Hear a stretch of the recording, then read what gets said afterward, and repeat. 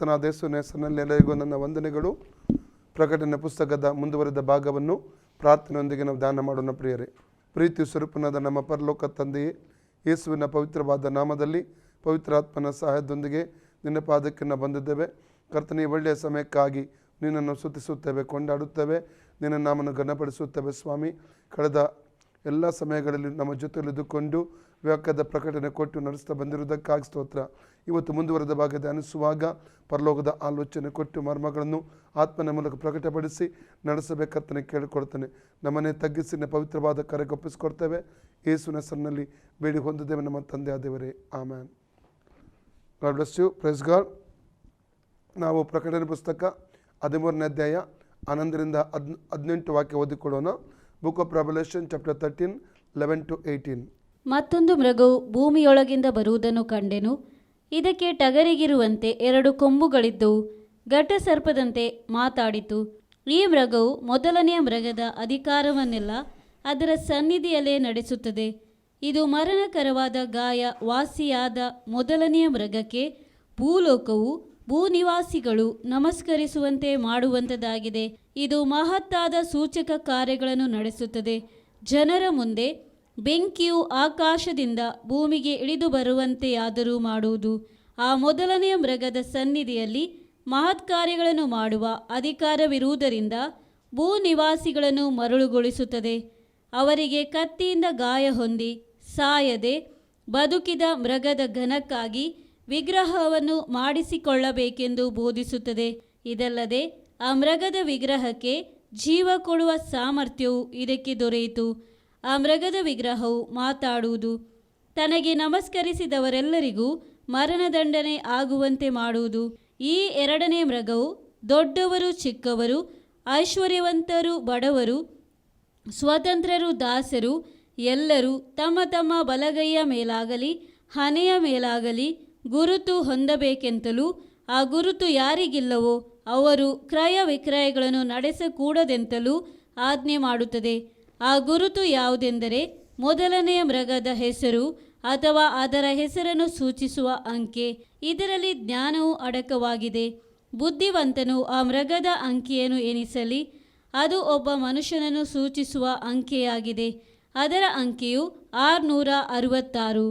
Price the Lord Jesus Christ. ಪ್ರಿಯರೇ, ನಾವು ಕಳೆದ ದಿನದಲ್ಲಿ ಕಳೆದ ಸಂಚಿಕೆಯಲ್ಲಿ ಅನೇಕ ಸಂಗತಿಗಳನ್ನು ಈ ವಾಕ್ಯಕ್ಕೆ ಆಧಾರವಾಗಿ ನಾವು ಕಲಿತುಕೊಂಡಿದ್ದೇವೆ. ಮುಖ್ಯವಾಗಿ ಈ ಒಂದು ವಾಕ್ಯದಲ್ಲಿ ಈ ಭಾಗದಲ್ಲಿ ಕಾಣುವಂಥದ್ದು ಸುಳ್ಳು ಪ್ರವಾದಿಯ ಕುರಿತಾಗಿ ಹೇಗೆ ಕರ್ತನಾದ ಯೇಸು ಸ್ವಾಮಿಯ ಸೇವೆಯಲ್ಲಿ ಪವಿತ್ರಾತ್ಮನ ಮುಖ್ಯವಾದ ಪಾತ್ರವನ್ನು ಕಾಣ್ತೇವೋ, ಅದೇ ರೀತಿಯಲ್ಲಿ ಕ್ರಿಸ್ತ ವಿರೋಧಿಯ ಜೊತೆಯಲ್ಲಿ ಆತನ ಜೊತೆಯಲ್ಲಿ ಈ ಒಂದು ಸುಳ್ಳು ಪ್ರವಾದಿಯು ಅದೇ ರೀತಿಯಲ್ಲಿ ಇರ್ತಾನೆಂಬುದಾಗಿ ನಾವು ಕಲಿತುಕೊಂಡಿದ್ದೇವೆ. ಪ್ರಿಯರೇ, ಅಂದರೆ ಇದು ಇನ್ನೊಂದು ವಿಷಯ ನಿಮಗೆ ಹೇಳಲಿಕ್ಕೆ ಇಷ್ಟಪಡ್ತೇನೆ. ಪ್ರಿಯರೇ, ನಾವು ಈ ವಾಕ್ಯದ ಕೊನೆಯ ಭಾಗಕ್ಕೆ ನಾವು ಬಂದಿದ್ದೇವೆ.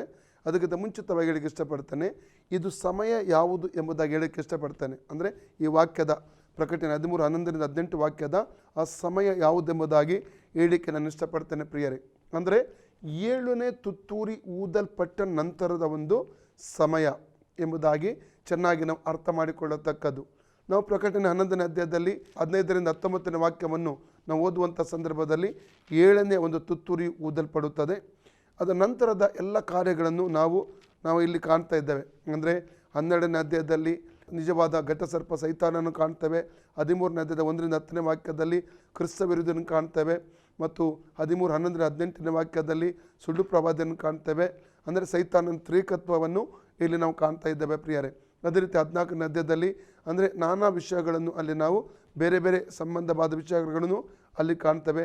15ನೇ ಅಧ್ಯಾಯದಲ್ಲಿ 1,44,000 ಮಂದಿ ಚಿಯೋನ್ ಪರ್ವತದಲ್ಲಿ ನಿಂತಿರುವಂಥ ಒಂದು ಸಂಗತಿ ಕೂಡ ಅಲ್ಲಿ ನಾವು ಕಾಣಲಿಕ್ಕೆ ನಮಗೆ ಸಾಧ್ಯವಾಗ್ತದೆ. ಪ್ರಿಯರೇ, ಆದ ಕಾರಣ ಮೊದಲ ಪಾತ್ರೆಯ ಮೂಲಕ ಒಯ್ಯಲ್ಪಡುವ ಉಪದ್ರವಕ್ಕಿಂತ ಮುಂಚೆ 7ನೇ ತುತ್ತೂರಿ ಊದಿದ ನಂತರ ನಡೆಯುವ ಘಟನೆಗಳ ಮಧ್ಯದಲ್ಲಿದ್ದೇವೆ. ಅಂದರೆ 7 ವರ್ಷದ ಉಪದ್ರವ ಕಾಲ 2 ಭಾಗಗಳನ್ನಾಗಿ ವಿಂಗಡಿಸಲಾಗಿದೆ.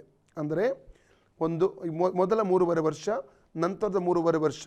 ಮೊದಲ 3.5 ವರ್ಷಗಳು ಸಂಕಟ ಕಾಲ ಎಂಬುದಾಗಿ ಹೇಳ್ತಾರೆ.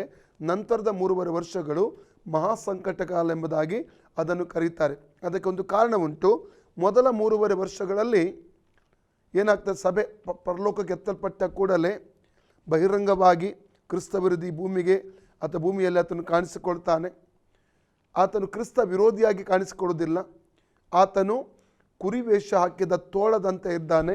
ಆ ರೀತಿಯಲ್ಲಿ ಆತನು ಸ್ನೇಹಿತನಾಗಿ, ಆತನು ಸಮಾಧಾನ ಪುರುಷನಾಗಿ ಈ ಭೂಮಿಯಲ್ಲಿ ತನ್ನನ್ನು ಆತನು ಪ್ರಕಟಿಸಿಕೊಳ್ತಾನೆ ಪ್ರಿಯರೇ. ಮತ್ತು ಆತನು ಯಹೂದ್ಯರಿಗೆ ಅವರ ಒಂದು ದೇವಾಲಯ ಕಟ್ಟುವುದಕ್ಕಾಗಿ ಎಲ್ಲ ವಿಧವಾದ ಸಹಾಯಗಳನ್ನು ಆತನು ಮಾಡಿ ಅವರು ದೇವಾಲಯವನ್ನು ಕಟ್ಟುತ್ತಾರೆ ಪ್ರಿಯರೇ. ಮೊದಲ 3.5 ವರ್ಷಗಳಲ್ಲಿ ಯಾವುದೇ ರೀತಿಯ ಅಷ್ಟೊಂದು ಉಪದ್ರವಗಳಾಗಲಿ ತೊಂದರೆಗಳಿರುವುದಿಲ್ಲ. ಅವನು ಯಹೂದ್ಯರೊಂದಿಗೆ ಒಂದು ಒಡಂಬಡಿಕೆ ಕೂಡ ಮಾಡಿಕೊಳ್ತಾನೆ. ನಂತರದ 3.5 ವರ್ಷಗಳು ಅಂದರೆ 7ನೇ ತುತ್ತೂರಿ ಊದಲ್ಪಟ್ಟ ನಂತರದ ಒಂದು ಸಮಯ ಅದು ಆಗಿರ್ತದೆ. ಕೊನೆಯ 3.5 ವರ್ಷಗಳ ಒಂದು ಸಮಯ, ಅದು ಭಯಂಕರ ಮಹಾಸಂಕಟ ಕಾಲದ ಒಂದು ಸಮಯ. ನಾವು ಮತ್ತಾಯನ ಸುವಾರ್ತೆ 24ನೇ ಅಧ್ಯಾಯ 15ರಿಂದ 22 ವಾಕ್ಯ ಓದುವಾಗ ಗೊತ್ತಾಗ್ತದೆ. ಈ ಲೋಕಾದಿಯಿಂದ, ಲೋಕೋತ್ಪತ್ತಿ ಆದಂದಿನಿಂದ ನಡೆಯದಂಥ ಒಂದು ಸಂಕಟ ಆ ಸಮಯದಲ್ಲಿ ನಡೀಲಿಕ್ಕಿದೆ ಎಂಬುದಾಗಿ ಚೆನ್ನಾಗಿ ನಾವು ಅರ್ಥ ಮಾಡಿಕೊಳ್ಳತಕ್ಕದ್ದು ಪ್ರಿಯರೇ. ಇಲ್ಲಿ ನಾವು ಪ್ರಕಟಣೆ 13ನೇ ಅಧ್ಯಾಯ 11ನೇ ವಾಕ್ಯದಿಂದ ಈ ಸುಳ್ಳು ಪ್ರವಾದಿಗೆ ಸಂಬಂಧವಾಗಿ ಇಲ್ಲಿವರೆಗೆ 12 ವಿಚಾರಗಳನ್ನು ನಾವು ಧ್ಯಾನ ಮಾಡಿದ್ದೇವೆ. ಮೊದಲನೇದಾಗಿ ನಾವು ನೋಡಬೇಕಾದ್ರೆ ಈ ಒಂದು 2ನೇ ಮೃಗ ಎಂಬುದಾಗಿ ಕರೆಯಲ್ಪಡುತ್ತಾನೆ. ಸುಳ್ಳು ಪ್ರವಾದಿಗೆ 2ನೇ ಮೃಗ ಎಂಬುದಾಗಿ ಕರೆದಿದ್ದಾರೆ. ಮೃಗ ಎಂಬುದಾಗಿ ಯಾಕೆ ಕರೀತಾರೆ ಅಂದರೆ ಮೃಗದ ಸ್ವಭಾವ ಉಳ್ಳವರಾಗಿರ್ತಾರೆ. ಕ್ರಿಸ್ತ ವಿರೋಧಿ ಮತ್ತು ಸುಳ್ಳು ಪ್ರವಾದಿಯ ಸ್ವಭಾವ ಒಂದು ಮೃಗದ ಸ್ವಭಾವದಾಗಿರ್ತದೆ, ಕ್ರೂರತೆಯುಳ್ಳವರಾಗಿರ್ತಾರೆ. ಅದಕ್ಕಾಗಿ ಸತ್ಯವೇದ ಇವರಿಬ್ಬರನ್ನು ಮೃಗ ಎಂಬುದಾಗಿ ಕರೆದಿದೆ. ಆದ ಕಾರಣ ಈ ಮೃಗ ಭೂಮಿಯ ಒಳಗಿಂದ ಬರುವಂಥದ್ದನ್ನು ಅಲ್ಲಿ ಕಾಣ್ತೇವೆ. ಮೊದಲ ಕಾರ್ಯ ಭೂಮಿಯ ಒಳಗಿಂದ ಅಂದರೆ ಭೂಮಿಯಿಂದಲೇ ಬರುವಂಥದ್ದನ್ನು ನಾವು ಕಾಣ್ತೇವೆ. ಎರಡನೇದಾಗಿ ಅಲ್ಲಿ ನಾವು ಕಾಣುವಂಥದ್ದು ಟಗರಿಗೆ ಇರುವ ಹಾಗೆ 2 ಕೊಂಬುಗಳು. ಈ ಕೊಂಬುಗಳ ಅರ್ಥ ನಾನು ನಿಮಗೆ ಈಗಾಗಲೇ 3 ವಿಧವಾದ ಅರ್ಥಗಳನ್ನು ಈಗಾಗಲೇ ನಾನು ನಿಮಗೆ ತಿಳಿಸಿದ್ದೇನೆ. ಮೂರನೇದಾಗಿ ಘಟಸರ್ಪ ಮಾತಾಡಿದಂತೆ ಇದು ಮಾತಾಡ್ತದೆ ಎಂಬುದಾಗಿ, ಅಂದರೆ ಘಟಸರ್ಪ ಯಾವ ರೀತಿ ಮಾತಾಡುತ್ತೆ ಎಂಬುದಾಗಿ ಅದರ ಬಗ್ಗೆ ಕೂಡ ನಾನು ನಿಮಗೆ ವಿವರಣೆಯನ್ನು ಕೊಟ್ಟಿದ್ದೇನೆ ಪ್ರಿಯರೇ. ನಾಲ್ಕನೇದಾಗಿ ಮೊದಲ ಮೃಗದ ಅಧಿಕಾರವನ್ನು ಅದರ ಸನ್ನಿಧಿಯಲ್ಲಿ ಇದು ನಡೆಸುತ್ತದೆ. ಅಂದರೆ ಮೊದಲ ಮೃಗ ಅಂದರೆ ಕ್ರಿಸ್ತ ವಿರೋಧಿ, ಕ್ರಿಸ್ತ ವಿರೋಧಿಯಿಂದ ಅಧಿಕಾರವನ್ನು ಇದು ಹೊಂದಿ ಆ ಅಧಿಕಾರವನ್ನು ಈ ಒಂದು ಕ್ರಿಸ್ತ ವಿರೋಧಿಯ ಸಮ್ಮುಖದಲ್ಲೇ ಇದು ನಡೆಸ್ತದೆ ಎಂಬುದಾಗಿ ನಾವು ಕಲಿತುಕೊಂಡಿದ್ದೇವೆ.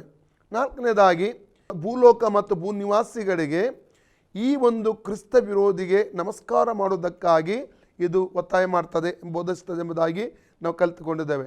ಆರನೇದಾಗಿ ನಾವು ಕಲಿತುಕೊಂಡದ್ದು ಮಹತ್ತಾದ ಸೂಚಕ ಕಾರ್ಯಗಳನ್ನು ಇದು ಮಾಡ್ತದೆ. ಇದು ಅಂದರೆ ಯಾರು? ಸುಳ್ಳು ಪ್ರವಾದಿ ಆಗಿದ್ದಾನೆ. ಏಳನೇದಾಗಿ ಆಕಾಶದಿಂದ ಬೆಂಕಿಯನ್ನು ಕೂಡ ಇದು ಬರಮಾಡ್ತದೆ ಎಂಬುದಾಗಿ ತಿಳ್ಕೊಂಡಿದ್ದೇವೆ. ಮತ್ತು 8ನೇದಾಗಿ ಭೂಲೋಕದ ಜನರನ್ನು ಇದು ಮರಳುಗೊಳಿಸುತ್ತದೆ ಎಂಬುದಾಗಿ ಕೂಡ ನಾವು ತಿಳ್ಕೊಂಡಿದ್ದೇವೆ. ಮತ್ತು 10ನೇದಾಗಿ ಈ ಒಂದು ಮೊದಲ ಮೃಗ ಅಂದರೆ ಕ್ರಿಸ್ತ ವಿರೋಧಿಯ ವಿಗ್ರಹವನ್ನು ಇದು ಮಾಡುವುದಕ್ಕಾಗಿ ಜನರಿಗೆ ಬೋಧಿಸುತ್ತದೆ. 10ನೇದಾಗಿ ಈ ವಿಗ್ರಹಕ್ಕೆ ಜೀವ ಕೊಡುವಂಥ ಸಾಮರ್ಥ್ಯ ಈ ಒಂದು ಸುಳ್ಳು ಪ್ರವಾದಿಗೆ ಇರ್ತದೆ ಎಂಬುದಾಗಿ ನಾವು ತಿಳ್ಕೊಂಡಿದ್ದೇವೆ. ಮತ್ತು 11ನೇದಾಗಿ ಈ ಒಂದು ವಿಗ್ರಹವು ಮಾತಾಡ್ತದೆ ಎಂಬುದಾಗಿ ಕೂಡ ನಾವು ತಿಳ್ಕೊಂಡಿದ್ದೇವೆ. 12ನೇದಾಗಿ ಯಾರೆಲ್ಲ ಈ ವಿಗ್ರಹಕ್ಕೆ ಅಡ್ಡ ಬೀಳಲ್ಲ, ಅಂದರೆ ಆರಾಧನೆ ಮಾಡಲ್ಲ, ನಮಸ್ಕಾರ ಮಾಡಲ್ಲ, ಅವರಿಗೆಲ್ಲ ಮರಣದಂಡನೆ ಇದು ಕೊಡ್ತದೆ ಎಂಬುದಾಗಿ ನಾವು ಕಲಿತಿದ್ದೇವೆ. 12 ಸಂಗತಿಗಳನ್ನು ಸುಳ್ಳು ಪ್ರವಾದಿಗೆ ಸಂಬಂಧವಾಗಿ ಕಳೆದ ಸಂಚಿಕೆಗಳಲ್ಲಿ ನಾವು ಧ್ಯಾನ ಮಾಡಿದ್ದೇವೆ ಪ್ರಿಯರೇ. ಅಂದರೆ ಆ ಸಮಯ ಕ್ರಿಸ್ತ ವಿರೋಧಿ ಮತ್ತು ಸುಳ್ಳು ಪ್ರವಾದಿ ತಮ್ಮ ನಿಜವಾದ ಬಣ್ಣವನ್ನು ಬಹಿರಂಗಗೊಳಿಸುವಂಥ, ಬಯಲುಪಡಿಸುವಂಥ, ತೋರ್ಪಡಿಸುವಂಥ ಒಂದು ಸಮಯವಾಗಿರ್ತದೆ ಕೊನೆಯ 3.5 ವರ್ಷಗಳು. ನಿಜವಾದ ಬಣ್ಣ ಅಲ್ಲಿ ಬಯಲಾಗುತ್ತದೆ, ಕ್ರಿಸ್ತ ವಿರೋಧಿದ್ದು ಮತ್ತು ಸುಳ್ಳು ಪ್ರವಾದಿದ್ದು ಎಂಬುದಾಗಿ ಚೆನ್ನಾಗಿ ನಾವು ಅರ್ಥ ಮಾಡಿಕೊಳ್ಳತಕ್ಕದ್ದು ಪ್ರಿಯರೇ. ಹಾಗಾದರೆ ಇವತ್ತು ಮುಂದುವರೆದ ವಾಕ್ಯಗಳನ್ನು ನಾವು ಧ್ಯಾನ ಮಾಡೋಣ. ಅಂದರೆ 17, 18 ವಾಕ್ಯ, 16, 17, 18 ವಾಕ್ಯ ಸೇರಿಸಿ ಓದುವ. ಈ ಎರಡನೇ ಮೃಗವು ದೊಡ್ಡವರು ಚಿಕ್ಕವರು, ಈ ಎರಡನೇ ಮೃಗವು ದೊಡ್ಡವರು ಚಿಕ್ಕವರು, ಐಶ್ವರ್ಯವಂತರು ಬಡವರು, ಸ್ವತಂತ್ರರು ದಾಸರು ಎಲ್ಲರೂ ತಮ್ಮ ತಮ್ಮ ಬಲಗೈ ಮೇಲಾಗಲಿ ಹಣೆಯ ಮೇಲಾಗಲಿ ಗುರುತು ಹೊಂದಬೇಕೆಂದು ಆಜ್ಞೆ ಮಾಡ್ತದೆ. ಇದು 13ನೇ ಕಾರ್ಯ. ಸುಳ್ಳು ಪ್ರವಾದಿ ಮಾಡುವ ದೊಡ್ಡವರು, ಚಿಕ್ಕವರು, ದಾಸರು, ಸ್ವತಂತ್ರರು, ಐಶ್ವರ್ಯವಂತರು. ಒಂದು ಮಾತಿನಲ್ಲಿ ಹೇಳಬೇಕಾದ್ರೆ ಈ ಭೂಲೋಕದಲ್ಲಿರುವಂಥ ಸಮಸ್ತ ಜಾತಿ ಜನಾಂಗಗಳ ಜನಗಳು ಅಥವಾ ಈ ಭೂಲೋಕದಲ್ಲಿರುವ ಚಿಕ್ಕ ಮಕ್ಕಳಿಂದ ಹಿಡಿದು ಹಿರಿಯ ತನಕ ಪ್ರತಿಯೊಂದು ಕೂಡ ಮನುಷ್ಯರು ಅಥವಾ ಮಾನವರೆಂಬುದಾಗಿ ಈ ಮಾತುಗಳ ಮೂಲಕ ನಾವು ತಿಳಿದುಕೊಳ್ಳತಕ್ಕದ್ದು. ಮುಂದೆ, ಆ ಗುರುತು ಯಾರಿಗಿಲ್ಲವೋ ಆ ಗುರುತು ಯಾರಿಗೆ ಇಲ್ಲವೋ ಅವರು ಕ್ರಯ ವಿಕ್ರಯಗಳನ್ನು 14ನೇದಾಗಿ ಅದು ಕ್ರಯ ವಿಕ್ರಯಗಳನ್ನು ನಡೆಸಕೂಡದೆಂತಲೂ ಆಜ್ಞೆ ಮಾಡುತ್ತದೆ.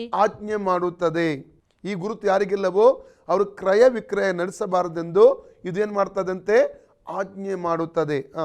ಆ ಗುರುತು ಯಾವುದೆಂದರೆ ಮೊದಲನೇ ಮೃಗದ ಹೆಸರು ಅಥವಾ ಅದರ ಹೆಸರನ್ನು ಸೂಚಿಸುವ ಅಂಕೆ.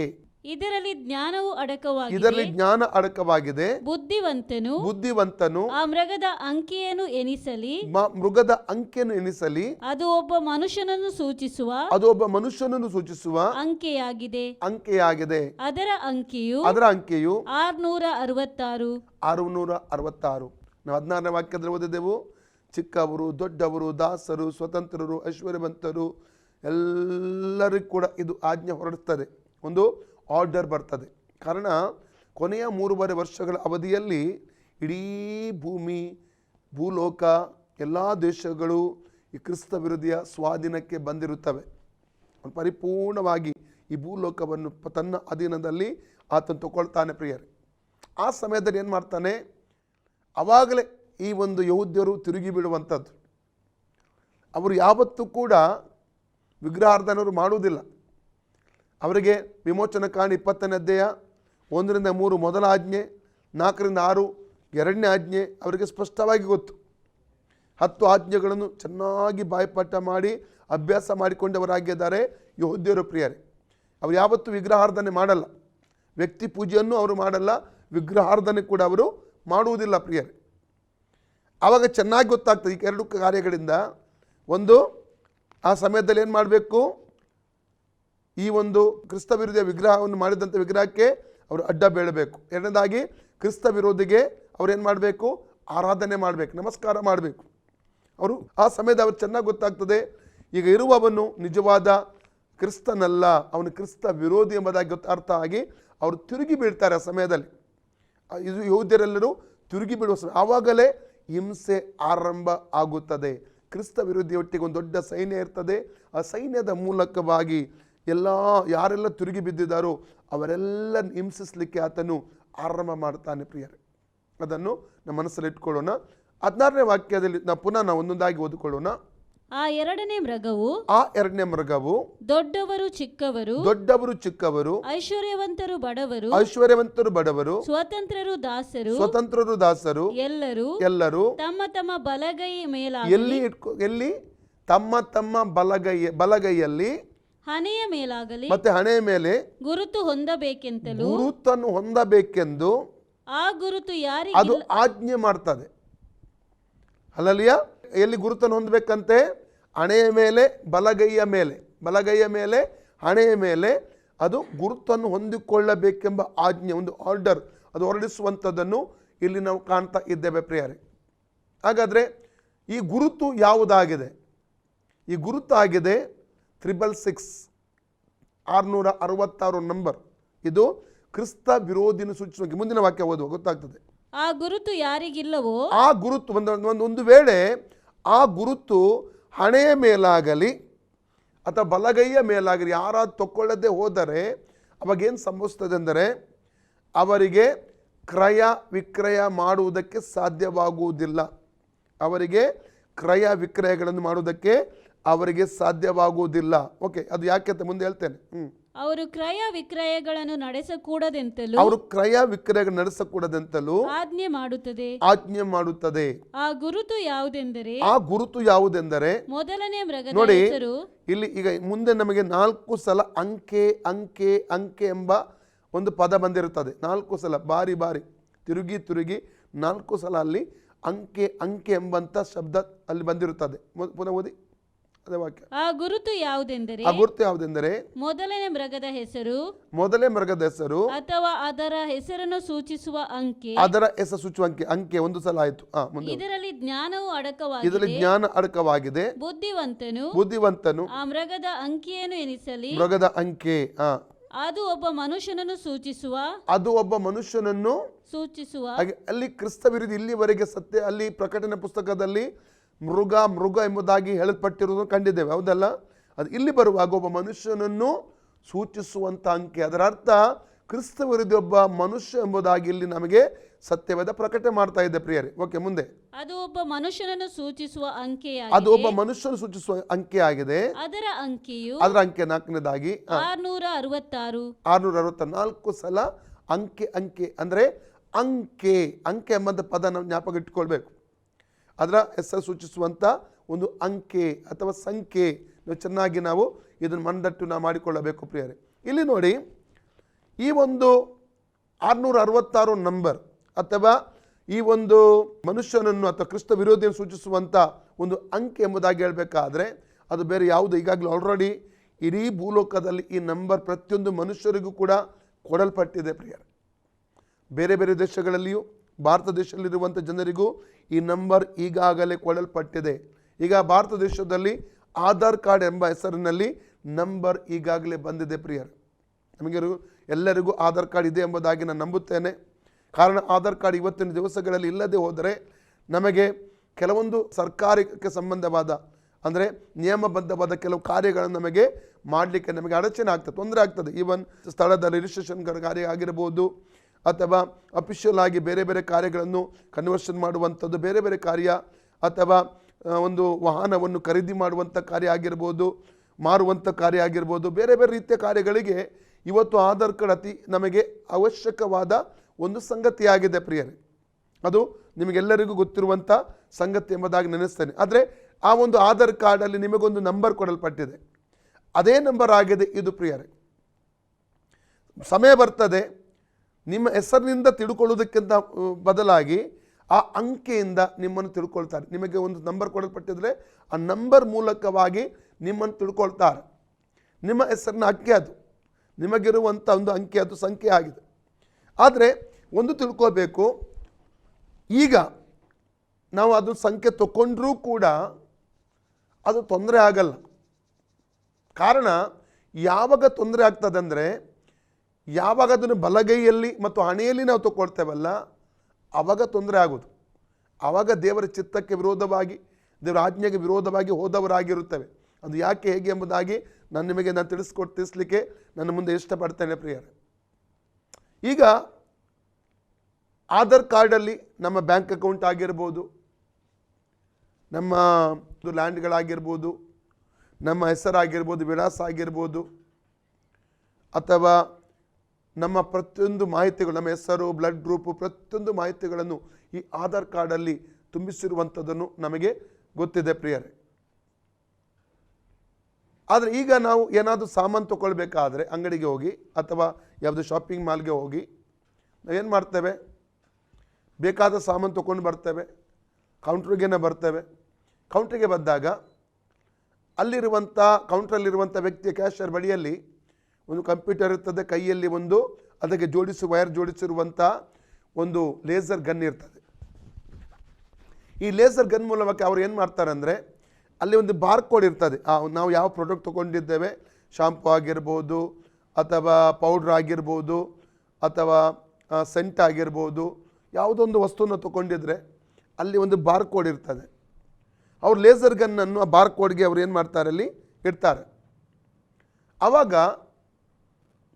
ಕಂಪ್ಯೂಟರಲ್ಲಿ ಆ ಪ್ರಾಡಕ್ಟ್ನ ಹೆಸರು ಬರ್ತದೆ ಮತ್ತು ಅದು ಯಾವಾಗ ಅದನ್ನು ತಯಾರಿಸಿದ್ದಾರೆ, ಯಾವಾಗ ಅದರ ಅವಧಿ ಮುಗೀತದೆ, ಅದೆಷ್ಟು ಕಿಲೋಗ್ರಾಮ್ ಇದೆ ಮತ್ತು ಆ ಪ್ರಾಡಕ್ಟ್ನ ಹೆಸರು ಏನು, ಪ್ರತಿಯೊಂದು ಡೀಟೇಲ್ಗಳು ಕಂಪ್ಯೂಟರಲ್ಲಿ ಅದರ ಬರ್ತದೆ. ಜಸ್ಟ್ ಆ ಒಂದು ಬಾರ್ ಕೋಡ್ಗೆ ಆ ಒಂದು ಗನ್ನನ್ನು ಇಟ್ಟಂಥ ಒಂದು ಸಂದರ್ಭದಲ್ಲಿ ನಮಗೆ ಎಲ್ಲರಿಗೂ ಗೊತ್ತಿರುವಂಥ ಒಂದು ಸಂಗತಿ. ಕೊನೆಗೆ ನಮಗೆ ಅವರಿಗೆ ಪೇ ಮಾಡಬೇಕಾದ್ರೆ, ಅವರಿಗೆ ನಾವು ತಗೊಂಡ ವಸ್ತುವಿಗೆ ಮೊತ್ತವನ್ನು, ಹಣವನ್ನು ಅವರಿಗೆ ನಾವು ಸಂದಾಯ ಮಾಡಬೇಕಾದ್ರೆ ನಾವು ಕ್ಯಾಶ್ ಕೊಡುವಂಥ ಅವಶ್ಯಕತೆ ಇರಲ್ಲ. ನಮ್ಮ ಹತ್ರ ಡೆಬಿಟ್ ಕಾರ್ಡ್ ಇರ್ತದೆ, ಕ್ರೆಡಿಟ್ ಕಾರ್ಡ್ಗಳು ಇರ್ತದೆ ಪ್ರಿಯರೇ. ಅದನ್ನು ಕೊಟ್ಟರೆ ಅದನ್ನು ಅವರು ಸ್ವೈಪ್ ಮಾಡ್ತಾರೆ. ಸ್ವೈಪ್ ಮಾಡಿದ ಒಂದು ಸಂದರ್ಭದಲ್ಲಿ ಅಥವಾ ಅವರದನ್ನು ಅದರ ಮಿಷನ್ ಒಳಗೆ ಇಡ್ತಾರೆ. ನಾವು ನಮ್ಮ ಸೀಕ್ರೆಟ್ ನಂಬರ್ ಅದರಲ್ಲಿ ಒತ್ತಬೇಕು. ಎಷ್ಟು ಮೊತ್ತ ಕೂಡ ಅದರಲ್ಲಿ ಅವರು ದಾಖಲೆ ಮಾಡಿರ್ತಾರೆ. ಎಷ್ಟು ಮೊತ್ತದ ವಸ್ತುವನ್ನು ತಗೊಂಡಿದ್ದೇವೆ ಅಷ್ಟು ಮೊತ್ತ ನಮ್ಮ ಬ್ಯಾಂಕ್ ಅಕೌಂಟಿಂದ ಅದು ಕಡಿತಗೊಳ್ಳುತ್ತದೆ, ಅವರ ಅಕೌಂಟ್ಗೆ ಅದು ವರ್ಗಾಯಿಸಲ್ಪಡುತ್ತದೆ ಅದೇ ಕ್ಷಣದಲ್ಲಿ. ಇದು ನಮಗೆಲ್ಲರಿಗೂ ಈಗಿನ ದಿನಮಾನಗಳಲ್ಲಿ ಚಾಲ್ತಿಯಲ್ಲಿರುವಂಥ ಎಲ್ಲ ಕಾರ್ಯಗಳು ನಮಗೆ ಗೊತ್ತುಂಟು ಪ್ರಿಯರೇ. ಆದರೆ ಚೆನ್ನಾಗಿ ಅರ್ಥ ಮಾಡಿಕೊಳ್ಳಿ, ಮೊದಲ 3.5 ವರ್ಷಗಳು ಅಂದರೆ ಸಭೆ ಈಗಾಗಲೇ ಆಲ್ರೆಡಿ ಚಿಪ್ಪುದು ಎಲ್ಲ ವ್ಯವಸ್ಥೆಗಳು ಎಲ್ಲ ಕಡೆ ನಡೀತಾ ಉಂಟು. ಒಂದು ಕಂಪನಿ ಇದೆ, ಇದು ಕೇವಲ ಭಾರತದಲ್ಲಿ ಮಾತ್ರವಲ್ಲ, ಎಲ್ಲ ಲೋಕದ ಎಲ್ಲ ದೇಶಗಳ ಅದರ ಕಂಪನಿ ಹೆಸರಾಗಿದೆ ಮೊಟ್ರೋಲಾ ಎಂಬುದಾಗಿ. ಆ ಕಂಪನಿಗೆ ಎಲ್ಲ ದೇಶಗಳ ಸರ್ಕಾರಗಳು ಟೆಂಡರನ್ನು ಕೊಟ್ಟು ಬಿಟ್ಟಿದ್ದಾರೆ, ಚಿಪ್ಪಿನ ಟೆಂಡರ್ ಕೊಟ್ಟು ಬಿಟ್ಟಿದ್ದಾರಂತೆ. ಸಭೆ ಎತ್ತಲ್ಪಟ್ಟ ಕೂಡಲೇ ಪರಲೋಕಕ್ಕೆ ನಾನು ಮತ್ತು ನೀವೆಲ್ಲರೂ ರಕ್ಷಣೆ ಹೊಂದಿ ಸತ್ಯಕ್ಕಾಗಿ ನಿಂತಂಥ ಪ್ರತಿಯೊಬ್ಬರು ಸಭೆ ಎತ್ತಲ್ಪಟ್ಟ ಕೂಡಲೇ ಈ ಭೂಮಿಯಲ್ಲಿ ಕ್ರಿಸ್ತ ವಿರೋಧಿ ಅದ್ರ ಬಹಿರಂಗವಾಗಿ ಪ್ರಕಟಗೊಳ್ತಾನೆ. ಮೊದಲ 3 ವರ್ಷಗಳಲ್ಲಿ ಅವನು ಏನು ಮಾಡ್ತಾನೆ, ಎಲ್ಲ ಚಿಪ್ಪುಗಳನ್ನು ತಯಾರಿಸಿದಂಥ ಎಲ್ಲ ಚಿಪ್ಪುಗಳನ್ನು, ಆ ಚಿಪ್ಪಿನ ಹೆಸರು ಮೈಕ್ರೋ ಚಿಪ್ ಎಂಬುದಾಗಿ. ಆ ಮೈಕ್ರೋ ಚಿಪ್ ಒಳಗಡೆ ಸಣ್ಣದಂಥ ಒಂದು ಸೂಕ್ಷ್ಮವಾದ ಒಂದು ಪ್ಲೇಟ್ ಇರ್ತದೆ, ಅದರಲ್ಲಿ ನಮ್ಮ ಆಧಾರ್ ಕಾರ್ಡ್ ನಂಬರ್ ಇರ್ತದೆ, ಅದರಲ್ಲಿ ನಮ್ಮ ಎಲ್ಲ ಮಾಹಿತಿಯು ಸಂಗ್ರಹಿಸಲ್ಪಡ್ತದೆ. ಅದು ಬಾರ್ ಕೋಡ್ ಆಧಾರದಲ್ಲಿ ಆ ಚಿಪ್ ಒಳಗಡೆ ಅದನ್ನು ಅವರು ಅಳವಡಿಸಿರ್ತಾರೆ. ಅದನ್ನು ಇನ್ನೊಂದು ವಿಷಯ ಹೇಳ್ತಾನೆ, ಅದು ಅಲ್ಲಿ ವರ್ಕೌಟ್ ಆಗ್ತದೆ ಅಂದರೆ ಎಲ್ಲಿ ಕ್ರಿಯೆ ಮಾಡ್ತದೆ ಅಂದರೆ ಅದು ನಮ್ಮ ಮನುಷ್ಯನ ಬಲಗೈ ಮತ್ತು ಹಣೆಯಲ್ಲಿ ಮಾತ್ರ ಅದು ಕ್ರಿಯೆ ಮಾಡ್ತದಂತೆ. ಆ ಒಂದು ಸ್ಥಳದಲ್ಲಿ ಮಾತ್ರ ಅದು ಕ್ರಿಯೆ ಮಾಡುವಂಥದ್ದು. ಅದರಲ್ಲಿ ಚಿಕ್ಕದೊಂದು ಬ್ಯಾಟ್ರಿ ಕೂಡ ಇರ್ತದೆ. ಅದು ಮನುಷ್ಯನ ಬಲಗೈಲಿ ಅಥವಾ ಹಣೆಯಲ್ಲಿ ಅದನ್ನು ಒಂದು ಇಂಜೆಕ್ಷನ್ ಮೂಲಕವಾಗಿ ತೂರಿಸ್ತಾರೆ. ಆ ಮನುಷ್ಯ ಸಾಯುವವರೆಗೂ ಆ ಚಿಪ್ ಅವನ ಒಳಗಡೆ ಇರ್ತದೆ. ಒಂದು ಸಲ ಚಿಪ್ಪನ್ನು ಆ ವ್ಯಕ್ತಿ ಹಾಕಿಸಿಕೊಂಡರೆ ಇಂಜೆಕ್ಷನ್ ಮೂಲಕವಾಗಿ ಅವನನ್ನು ಸುಲಭವಾಗಿ ಸರ್ಕಾರಗಳು ಕಂಡುಹಿಡಿಯುತ್ತವೆ. ಅಂದರೆ ಸ್ಯಾಟಲೈಟ್ನ ಆಧಾರದಿಂದ ಆ ಒಂದು ಚಿಪ್ಪು ಚಾರ್ಜ್ ಆಗಿ ಕನೆಕ್ಟ್ ಆಗಿ ಸರ್ಕಾರದ ಒಂದು ಕಂಪ್ಯೂಟರ್ಲಿ ನಮ್ಮ ಮಾಹಿತಿ ಎಲ್ಲ ಹೋಗುತ್ತದೆ. ನಾವು ಯಾವ ಪಟ್ಟಣದಲ್ಲಿದ್ದೇವೆ, ಯಾವ ದೇಶದಲ್ಲಿದ್ದೇವೆ, ಯಾವ ಬೀದಿಯಲ್ಲಿದ್ದೇವೆ, ಇಲ್ಲಿ ಯಾವ ಮನೆಯಲ್ಲಿ ವಾಸ ಮಾಡ್ತೇವೆ, ಎಲ್ಲಿದ್ದೇವೆ ನಾವು ಆ ಸಮಯದಲ್ಲಿ ಏನು ಮಾಡ್ತಾಯಿದ್ದೇವೆ, ನಮ್ಮ ಅಕೌಂಟ್ಗಳು ಎಷ್ಟಿದೆ, ಅಕೌಂಟಲ್ಲಿ ಎಷ್ಟು ಹಣ ಇದೆ, A to Z ಮಾಹಿತಿ ಸರ್ಕಾರದ ಕಂಪ್ಯೂಟರ್ ಒಳಗೆ ಬರುತ್ತದೆ. ಅಂದರೆ ಸುಲಭವಾಗಿ ಸರ್ಕಾರ ಮನುಷ್ಯನನ್ನು ನಿಯಂತ್ರಣ ಮಾಡ್ತದೆ ಪ್ರಿಯರು. ಆ ರೀತಿಯ ಒಂದು ಚಿಪ್ ಆಗಿದೆ ಇದು. ಇನ್ನೊಂದು ವಿಷಯ ಹೇಳಿಕ್ಕೆ ಇಷ್ಟಪಡ್ತಾನೆ, ಈ ಚಿಪ್ಪನ್ನು ಒಂದು ವೇಳೆ ಯಾರಾದರೂ ಹಾಕುವುದಾದರೆ ಹಾಕುವಂಥ ಒಂದು ಸಂದರ್ಭದಲ್ಲಿ ಕ್ರಿಸ್ತ ವಿರೋಧಿಯ ಅಧಿಕಾರವನ್ನು ತಾವನ್ನು ಏನು ಮಾಡಬೇಕು, ಅಂಗೀಕಾರ ಮಾಡಿಕೊಳ್ಳಬೇಕು. ಒಡಂಬಡಿಕೆಯಲ್ಲಿ ಧರ್ಮೋಪದೇಶಕಾಂಡ 6ನೇ ಅಧ್ಯಾಯ 4-9 ವಾಕ್ಯ, ಧರ್ಮೋಪದೇಶಕಾಂಡ 11ನೇ ಅಧ್ಯಾಯ 13-21 ವಾಕ್ಯ ಓದುವುದಾದರೆ ವಾಕ್ಯವನ್ನು ಹಣೆಗಳಲ್ಲಿ ಬರೆಯುತ್ತಿದ್ದರು, ಹಣೆಪಟ್ಟಿಗಳಿಗೆ ಕಟ್ಟುತ್ತಾ ಇದ್ದರು. ಅವರು ಆರಾಧಿಸುವ ಪ್ರಾರ್ಥಿಸುವಾಗ ಈ ರೀತಿಯಲ್ಲಿ ಅವರು ಗೊಂಡೆಗಳಲ್ಲಿ ಕಟ್ಟುತ್ತಾ ಇದ್ದರು ಎಂಬುದಾಗಿ ನಾವು ವಾಕ್ಯದಲ್ಲಿ ಓದುತ್ತೇವೆ ಪ್ರಿಯರೇ. ಅದೇ ರೀತಿಯಲ್ಲಿ ಈ ಚಿಪ್ಪನ್ನು ಹಾಕುವಂಥ ವ್ಯಕ್ತಿ ಮತ್ತೆ ಇನ್ನೊಂದು ವಿಷಯ ಹೇಳಲಿಕ್ಕೆ ಇಷ್ಟಪಡ್ತೇನೆ. ಹಳೆ ಕಾಲದಲ್ಲಿ ಗುಲಾಮಗಿರಿಯ ಒಂದು ವ್ಯವಸ್ಥೆಯು ಚಾಲ್ತಿಯಲ್ಲಿತ್ತು, ಕಾರ್ಯರೂಪದಲ್ಲಿತ್ತು. ಗುಲಾಮನ ಹಣೆಯಲ್ಲಿ ಅಥವಾ ಕಿವಿಯಲ್ಲಿ ಚುಚ್ಚುವುದರ ಮೂಲಕ ಯಜಮಾನನು ಅಲ್ಲಿ ಗುರುತು ಮಾಡುವಾಗ ಆ ಗುಲಾಮನು ಯಜಮಾನನ ಸ್ವತ್ತಾಗಿ ಮಾರ್ಪಡುತ್ತಿದ್ದ ಮತ್ತು ಈ ಗುಲಾಮನಿಗೆ ಅವನು ಯಜಮಾನನಾಗ್ತದೆ, ಅವನ ಸ್ವತ್ತಾಗ್ತಾ ಇದ್ದ. ಅದೇ ರೀತಿಯಲ್ಲಿ ಕ್ರಿಸ್ತ ವಿರೋಧಿಯ ಹೆಸರು ಸೂಚಿಸುವಂಥ ಆ ಚಿಪ್ಪನ್ನು ಯಾರೆಲ್ಲ ಸಮಯದಲ್ಲಿ ಸ್ವೀಕರಿಸ್ತಾರಲ್ಲ ಅವರು ಮೊದಲು ಕ್ರಿಸ್ತ ವಿರೋಧಿಯ ಅಧಿಕಾರವನ್ನು ತಾವು ಅಂಗೀಕಾರ ಮಾಡಿಯೇ ಆ ಚಿಪ್ಪನ್ನು ತಗೊಳ್ಳಬೇಕು. ಅವರು ಕ್ರಿಸ್ತ ವಿರೋಧಿಗೆ ದಾಸರಾಗುತ್ತಾರೆ, ಅವನ ಗುಲಾಮರಾಗುತ್ತಾರೆ. ಮತ್ತು ಇದೆಲ್ಲ ಮಾಡುವವರು ಕ್ರಿಸ್ತ ನಂಬಿಕೆಯನ್ನು ತಿರಸ್ಕಾರ ಮಾಡಿಯೇ ಆ ಚಿಪ್ಪನ್ನು ಹಾಕಿಸಿಕೊಳ್ಳಬೇಕಾಗಿರ್ತದೆ. ಅದಕ್ಕಾಗಿ ದೇವರ ವಾಕ್ಯ ಏನು ಮಾಡ್ತದೆ, ಅದನ್ನು ಒಪ್ಪಿಕೊಳ್ಳುವುದಿಲ್ಲ, ಅದನ್ನು ಹಾಕಿಕೊಳ್ಳಬಾರದೆಂಬುದಾಗಿ ನಮಗೆ ಎಚ್ಚರಿಸುತ್ತಾ ಇದೆ ಪ್ರಿಯರು. ಓಕೆ, ಆ ಮೊದಲ 3.5 ವರ್ಷಗಳಲ್ಲಿ ಸಭೆ ಎತ್ತಲ್ಪಟ್ಟ ನಂತರ ಈ ಕ್ರಿಸ್ತ ವಿರೋಧಿ ಏನು ಮಾಡ್ತಾನೆ, ಎಲ್ಲ ಆರೋಗ್ಯ ಕೇಂದ್ರಗಳಿಗೆ, ಆಸ್ಪತ್ರೆಗಳಿಗೆ ಅವನೇನು ಮಾಡ್ತಾನೆ, ವೈದ್ಯಕೀಯ ಆಲಯಗಳಿಗೆ ಏನು ಮಾಡ್ತಾನೆ, ಈ ಚಿಪ್ಪುಗಳನ್ನು ರವಾನಿಸುತ್ತಾನೆ, ಸಪ್ಲೈ ಮಾಡಿಸ್ತಾನೆ. ಎಲ್ಲ ದೇಶಗಳ ಆರೋಗ್ಯ ಕೇಂದ್ರಗಳು, ಹೆಲ್ತ್ ಸೆಂಟರ್ಗಳು, ಆಸ್ಪತ್ರೆಗಳು ಇವೆಲ್ಲವರುಗಳಿಗೆ ಏನು ಮಾಡ್ತಾನೆ, ಅದು ವರ್ಗಾಯಿಸಿ ಸಪ್ಲೈ ಮಾಡಿಬಿಡ್ತಾನೆ. ಮೊದಲ 3.5 ವರ್ಷ ಯಾವಾಗ ಮುಗಿಯುತ್ತದೆ ಅಂದರೆ 7ನೇ ತುತ್ತೂರಿ ಊದಿದ ಕೂಡಲೇ ಅವನ ನಿಜವಾದ ಬಣ್ಣ ಬಯಲಾಗಿ ಅವನೊಂದು ಆರ್ಡರ್ ತಂದು ಬಿಡ್ತಾನೆ. ಅಷ್ಟವಾಗಿ ಇನ್ನೊಂದು ಕಾರ್ಯ ಆಗಿರ್ತದೆ ಅಲ್ಲಿ, ಅಷ್ಟವರೆಗೆ ಇನ್ನೊಂದು ಕಾರ್ಯ ಆಗಿರ್ತದೆ. ಯಾವುದಂದರೆ, ನಮ್ಮ ಕೈಲಿರುವಂಥ ಈಗ ಹಣ ಉಂಟಲ್ಲ, ನೋಟ್ ಕಾಗದದ ಹಣ ಉಂಟಲ್ಲ, ಮಾತ್ರ ನಾಣ್ಯಗಳು ಉಂಟಲ್ಲ, ಅವೆಲ್ಲ ಮುದ್ರಣ ನಿಂತು ಹೋಗುತ್ತದೆ. ಅವುಗಳು ಮತ್ತೆ ಚಲಾವಣೆಯಲ್ಲಿ ಇರುವುದಿಲ್ಲ.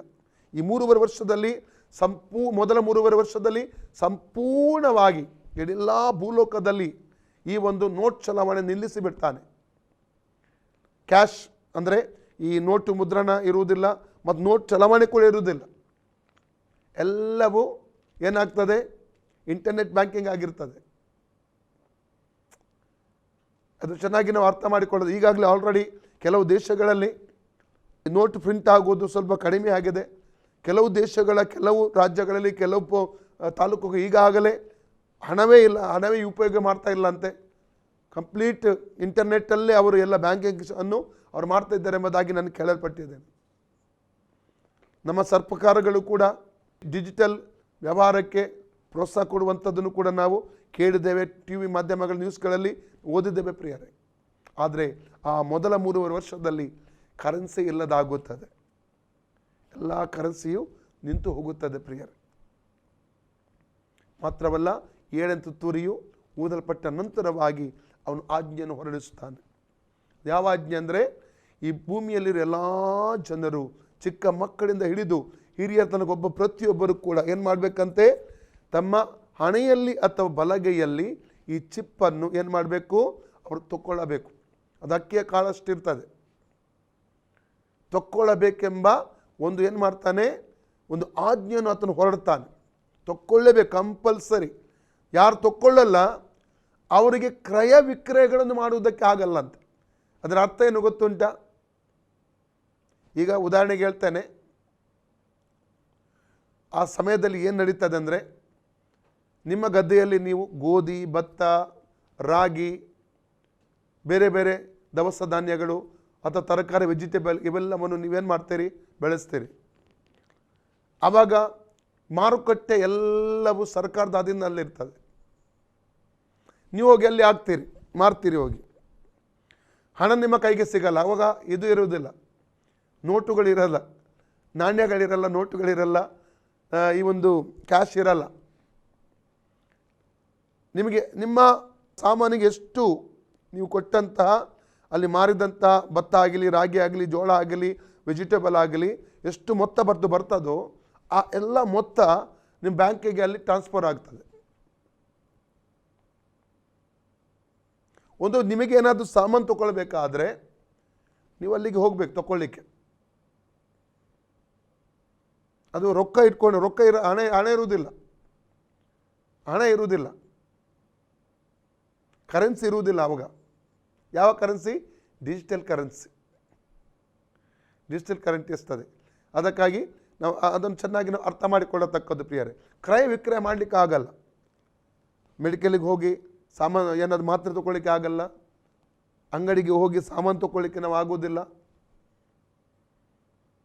ಶಾಪಿಂಗ್ ಮಾಲ್ಗೆ ಹೋಗಿ ಏನಾದರೂ ಸಾಮಾನು ತೊಗೊಳ್ಳಿಕ್ಕೆ ನಮಗೆ ಸಾಧ್ಯವಾಗೋದಿಲ್ಲ, ಕ್ರಯ ವಿಕ್ರಯ ತೊಗೊಳ್ಳಿಕ್ಕೆ ಆಗಲ್ಲ. ಒಂದು ವೇಳೆ ಸಪೋಸ್ ನೀವು ಆ ದಿವಸಗಳಲ್ಲಿ ಇದ್ದರೆ ಮಾಲ್ಗಳಿಗೆ ಹೋಗಿ ಏನಾದ್ರು ತೊಗೊಂಡ್ರೆ ಫಸ್ಟ್ ಅವರು ನೋಡೋದು ನಿಮ್ಮ ಕ್ರೆಡಿಟ್ ಕಾರ್ಡ್ ಮತ್ತು ಡೆಬಿಟ್ ಕಾರ್ಡ್ ಅಲ್ಲ. ಆವಾಗ ಕ್ರೆಡಿಟ್ ಕಾರ್ಡ್, ಡೆಬಿಟ್ ಕಾರ್ಡ್ ಯಾವುದು ಕೂಡ ಚಲಾವಣೆ ಇರುವುದಿಲ್ಲ ಆ ಟೈಮಲ್ಲಿ. ಅವನು ನೋಡೋದು ಅಂಗಡಿಯವನು, ಆ ಶಾಪಿಂಗ್ ಮಾಲ್ನವನು ನಿಮಗೆ ಚಿಪ್ ಹಾಕಲ್ಪಟ್ಟಿದೆ ಅಂತ ನೋಡ್ತಾನೆ. ಕಾರಣ ಏನಂದರೆ, ಸ್ವಲ್ಪ ಈಗ ಒಂದು ಶಾಪಿಂಗ್ ಮಾಲಿಗೆ ಹೋದ್ರಿ, ಆ ಸಮಯದಲ್ಲಿ ಇದ್ದರೆ ಒಂದು ವೇಳೆ ನೀವು ಬೇರೆ ಬೇರೆ ಸಾಮಾನು ತೊಗೊಂಡ್ರಿ, ಕ್ಯಾಶಿಯರ್ ಬಳಿ ಹೋದ್ರಿ, ಅವನು ಹೇಳ್ತಾನೆ ಒಂದು 10,000 ಆಯ್ತು ಎಂಬುದಾಗಿ, ಅಥವಾ 2,000 ಆಯ್ತು ಅಂತ ಹೇಳ್ತಾನೆ ಸಾಮಾನು. ನೀವೇನು ಮಾಡ್ತೀರಿ? ನಿಮ್ಮ ಕೈಯನ್ನು ಹೀಗೆ ಇಡ್ತೀರಿ, ಕೈಗೆ ಸ್ಕ್ಯಾನ್ ಮಾಡ್ತಾನೆ ಅವನು. ಕೈಗೆ ಸ್ಕ್ಯಾನ್ ಮಾಡಿದಾಗ ಎಷ್ಟು ಮೊತ್ತ ಅಲ್ಲಿ 2,000ವ 10,000 ಎಷ್ಟು ಅದರ ನೀವು ಸಾಮಾನು ತಗೊಂಡಿರಿ ಅಷ್ಟು ಮೊತ್ತ ನಿಮ್ಮ ಬ್ಯಾಂಕ್ ಅಕೌಂಟಿಂದ ಕಟ್ಟಾಗಿ ಆ ಒಂದು ಶಾಪಿಂಗ್ ಮಾಲ್ನವನ ಅಕೌಂಟ್ಗೆ ಅದು ವರ್ಗಾಯಿಸಲ್ಪಡುತ್ತದೆ. ಆ ರೀತಿಯ ಒಂದು ಸಿಸ್ಟಮ್ ಬರುವ ದಿವಸಗಳಲ್ಲಿ ಬರಲಿಕ್ಕಿದೆ. ಇದನ್ನು ನಾವು ಕಾಣ್ತಾ ಇದ್ದೇವೆ ನಮ್ಮದೇ ಸಮಯದಲ್ಲಿ ಇವತ್ತು ನಾವು ಕಾಣ್ತಾ ಇದ್ದೇವೆ ಪ್ರಿಯರೇ. ಅದೇ ಆಗಿದೆ, ಇದು ಚಿಪ್ಪು ವಿಷಯದಲ್ಲಿ ಚಿಪ್ಪ ಆಗಿದೆ ಪ್ರಿಯರೇ. ಹಾಗೆ ನಾವು ಎಷ್ಟು ಯೇಸುವಿನ ರಹಸ್ಯ ಬರೋಣಕ್ಕೆ ಹತ್ತಿರ ಇದ್ದೇವೆ ಎಂಬುದಾಗಿ ಇದರ ಮೂಲಕವಾಗಿ ತಿಳಿದುಕೊಳ್ಳಬಹುದು, ನಾವು ಅರ್ಥ ಮಾಡಿಕೊಳ್ಳಬಹುದು ಪ್ರಿಯರೇ. ಒಂದು ವೇಳೆ ಚಿಪ್ಪನ್ನು ನಾವು ಹಾಕಿಕೊಂಡ್ರೆ ಏನು ನಡೀತದೆ ಗೊತ್ತುಂಟ, ಏನಾಗ್ತದೆ ಗೊತ್ತುಂಟ? ನಾವು ಪ್ರಕಟಣೆ 14ನೇ ಅಧ್ಯಾಯ 9-12 ವಾಕ್ಯ ಓದುವ. Book of Revelation chapter 14, 9-12. ಅವನ ಹಿಂದೆ ಮೂರನೆಯವನಾದ ಒಬ್ಬ ದೇವದೂತನ ಬಳಿ ಯಾವನಾದರೂ ಮೊದಲನೇ ಮೃಗಕ್ಕೂ ಅದರ ವಿಗ್ರಹಕ್ಕೂ ನಮಸ್ಕಾರ ಮಾಡಿ ತನ್ನ ಹಣೆಯ ಮೇಲಾಗಲಿ. ನೋಡಿ ಇಲ್ಲಿ ಪುನಃ ಓದಿ ಸಿಸ್ಟರ್. ಅವನ ಹಿಂದೆ ಮೂರನೆಯವನಾದ ಒಬ್ಬ ದೇವದೂತನು ಬಂದು ಯಾವನಾದರೂ ಮೊದಲನೇ ಮೃಗಕ್ಕೂ ಅದರ ವಿಗ್ರಹಕ್ಕೂ ನಮಸ್ಕಾರ ಮಾಡಿ. ನೋಡಿ, ಮೊದಲ ಮೃಗಕ್ಕೂ ಅದರ ವಿಗ್ರಹಕ್ಕೂ ನಮಸ್ಕಾರ ಮಾಡಿಯೇ ಒಬ್ಬ ವ್ಯಕ್ತಿ ಚಿಪ್ಪನ್ನು ತನ್ನ ಬಲಗೈಯ ಮೇಲೆ ಹಣೆಯ ಮೇಲೆ ತಕ್ಕೊಳ್ಬೇಕು. ಅದಕ್ಕಾಗಿ ದೇವರ ವಾಕ್ಯ ಅದನ್ನು ವಿರೋಧಿಸುವಂಥದ್ದು. ನಮಸ್ಕಾರ ಮಾಡಿ ಪೂರ್ಣವಾಗಿ ಕ್ರಿಸ್ತವರಿಗೆ ಅದು ಸರೆಂಡರ್ ಆಗಿ ನಂತರ ಏನು ಮಾಡಬೇಕು? ಚಿಪ್ಪನ್ನು ಬಲಗೈಯಲ್ಲಿಯೂ ಹಣೆಯಲ್ಲಿ ಅದನ್ನು ತಗೊಳ್ಬೇಕಾಗಿರ್ತದೆ. ಆ ಸಮಯದಲ್ಲಿ ನಾವು ಇರುವುದಿಲ್ಲ, ಸಭೆ ಈ ಲೋಕದ ಇರುವುದಿಲ್ಲ, ಸಭೆ ಪರಲೋಕದ ಎತ್ತಲ್ಪಟ್ಟಿರುತ್ತದೆ. ಈ ಭೂಮಿಯಲ್ಲಿ 3 ಗುಂಪು ಉಳಿದಿರ್ತಾರೆ. ಯಾರು ಈಗ ರಕ್ಷಣೆ ಹೊಂದಿ ತಂದೆ ಮಗ ಪವಿತ್ರಾತ್ಮನ ಹೆಸರಿನಲ್ಲಿ ನೀರಲ್ಲಿ ಮುಳುಗಿ ಸೆದುಕೊಂಡು ಸರಿಯಾದ ಪವಿತ್ರ ಜೀವಿತವನ್ನು ಜೀವಿಸದೆ ಪಾಪದಲ್ಲಿ ಜೀವಿಸುವಂಥ ರಹಸ್ಯ ಪಾಪದಲ್ಲಿ ಮುಳುಗಿರುವಂಥ ಹಿಂಜಾರಿ ಹೋದಂಥವರು ಕೈ ಬಿಡಲ್ಪಡ್ತಾರೆ. ಅವರು ಇರ್ತಾರೆ ಒಂದು ಗುಂಪು. 2ನೇ ಗುಂಪು ಅನ್ಯ ಜನಾಂಗಗಳಿರ್ತವೆ. 3ನೇ ಗುಂಪು ಯಹೂದ್ಯರು ಇರ್ತಾರೆ. 3 ಗುಂಪುಗಳು ಆ ಸಮಯದಲ್ಲಿ ಈ ಭೂಮಿಯಲ್ಲಿ ಇರುತ್ತವೆ ಪ್ರಿಯರೇ. ಓಕೆ, ಮುಂದೆ ಓದಿ. ತನ್ನ ಹಣೆಯ ಮೇಲಾಗಲಿ ಕೈಯ ಮೇಲಾಗಲಿ ಗುರುತು ಹಾಕಿಸಿಕೊಂಡರೆ ಅವನು ಸಹ ದೇವರ ಕೋಪ ಎಂಬ ಪಾತ್ರೆಯಲ್ಲಿ ಏನೂ ಬೆರೆಸದೆ ಹಾಕಿದ ದೇವರ ರೌದ್ರ ಎಂಬ ದ್ರಾಕ್ಷಾರಸವನ್ನು ಕುಡಿಯುವನು. ಮೊದಲದಾಗಿ ಏನು ತಗೊಳ್ತಾನೆ ಆತನು? ಅಲ್ಲಲ್ಲಿ ಯಾರಾದರೂ ಆ ವಿಗ್ರಹಕ್ಕೆ ನಮಸ್ಕಾರ ಮಾಡಿ, ಕ್ರಿಸ್ತವೃದ್ಧಿಯನ್ನುಗೆ ಮತ್ತು ಅವನ ವಿಗ್ರಹಕ್ಕೆ ನಮಸ್ಕಾರ ಮಾಡಿ ಹಣೆಯ ಮೇಲಾಗಲಿ ಬಲಗೈಯ ಮೇಲಾಗಲಿ ಆ ಗುರುತನ್ನು ಪಡೆದುಕೊಳ್ಳುವುದಾದರೆ ಮೊದಲದಾಗಿ ಏನು ಸಂಬಂಧಿಸ ಮುಂದೆ ಪುನಃ ಓದಿ ಆ ವಾಕ್ಯ. ದ್ರಾಕ್ಷಾರಸವನ್ನು ಕುಡಿಯುವನು. ಏನು ದೇವರ ರೌದ್ರ ಎಂಬ ದ್ರಾಕ್ಷಾರಸವನ್ನು ಏನು ಮಾಡ್ತಾನೆ? ಆತ ಕುಡಿಯಬೇಕು. ದೇವರ ರೌದ್ರ ಎಂಬ ದ್ರಾಕ್ಷಾರಸವನ್ನು ಅವನು ಕುಡಿಯಬೇಕು. ಅಂದರೆ ರೌದ್ರ, ಅವಾಗ ರೌದ್ರ ಸುರಿಸುವಂಥ ಸಮಯ ಪ್ರಿಯರೇ. ದೇವರ ಕೋಪಕ್ಕೆ ಆತನು ತುತ್ತಾಗ್ತಾನೆ ಎಂಬುದಾಗಿ ಅರ್ಥ.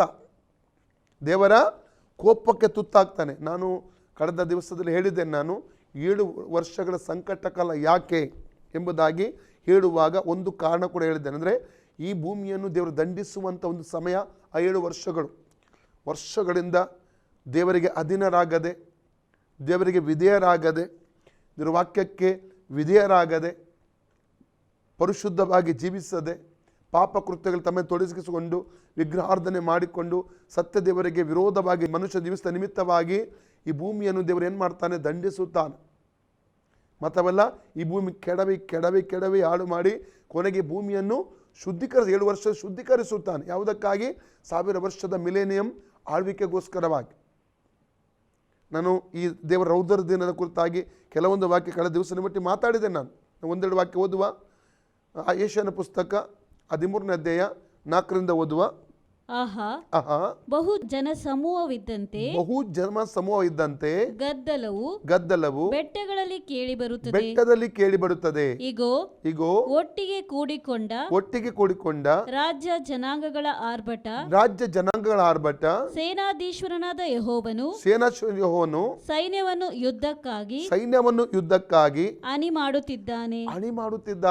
ಯೆಹೋವನು ಆತನ ರೋಷಕ್ಕೆ ಆತನ ರೋಷಕ್ಕೆ ಆಯುಧಗಳಾದವರು ಆತನ ರೋಷಕ್ಕೆ ಆಯುಧಗಳಾದವರು ದೂರ ದೇಶದಿಂದ ಅಂದರೆ ಆಕಾಶ ಮಂಡಲದ ಕಟ್ಟ ಕಡೆಯಿಂದ ಆಕಾಶ ಮಂಡಲ ಕಟ್ಟ ಕಡೆಯಿಂದ ಭೂಮಿಯನ್ನೆಲ್ಲ ಹಾಳು ಮಾಡುವುದಕ್ಕಾಗಿ ಭೂಮಿಯನ್ನು ಹಾಳು ಮಾಡುವುದಕ್ಕಾಗಿ ಬಂದಿದ್ದಾರೆ. ನೋಡಿ, ದೇವರ ರೋಷದ ದಿವಸ 24ನೇ 1ನೇ ವಾಕ್ಯದಿಂದ ಓದಿ. ಏಷ್ಯ 24 1ನೇ ವಾಕ್ಯದಿಂದ. ಇಗೋ ಯೆಹೋವನು ಲೋಕವನ್ನು ಬರಿದು ಮಾಡಿ ಹಾಳಿಗೆ ತಂದು ವಿರೂಪಪಡಿಸಿ ಅದರ ನಿವಾಸಿಗಳನ್ನು ಚದುರಿಸಿ ಬಿಡುವನಾಗಿದ್ದಾನೆ. ದೇವರ ರೋಷ ಪ್ರಕಟಗೊಳ್ಳುವ ದಿವಸ ಅದು. ಯೆರೆಮೀಯ 34 ಓದಿ.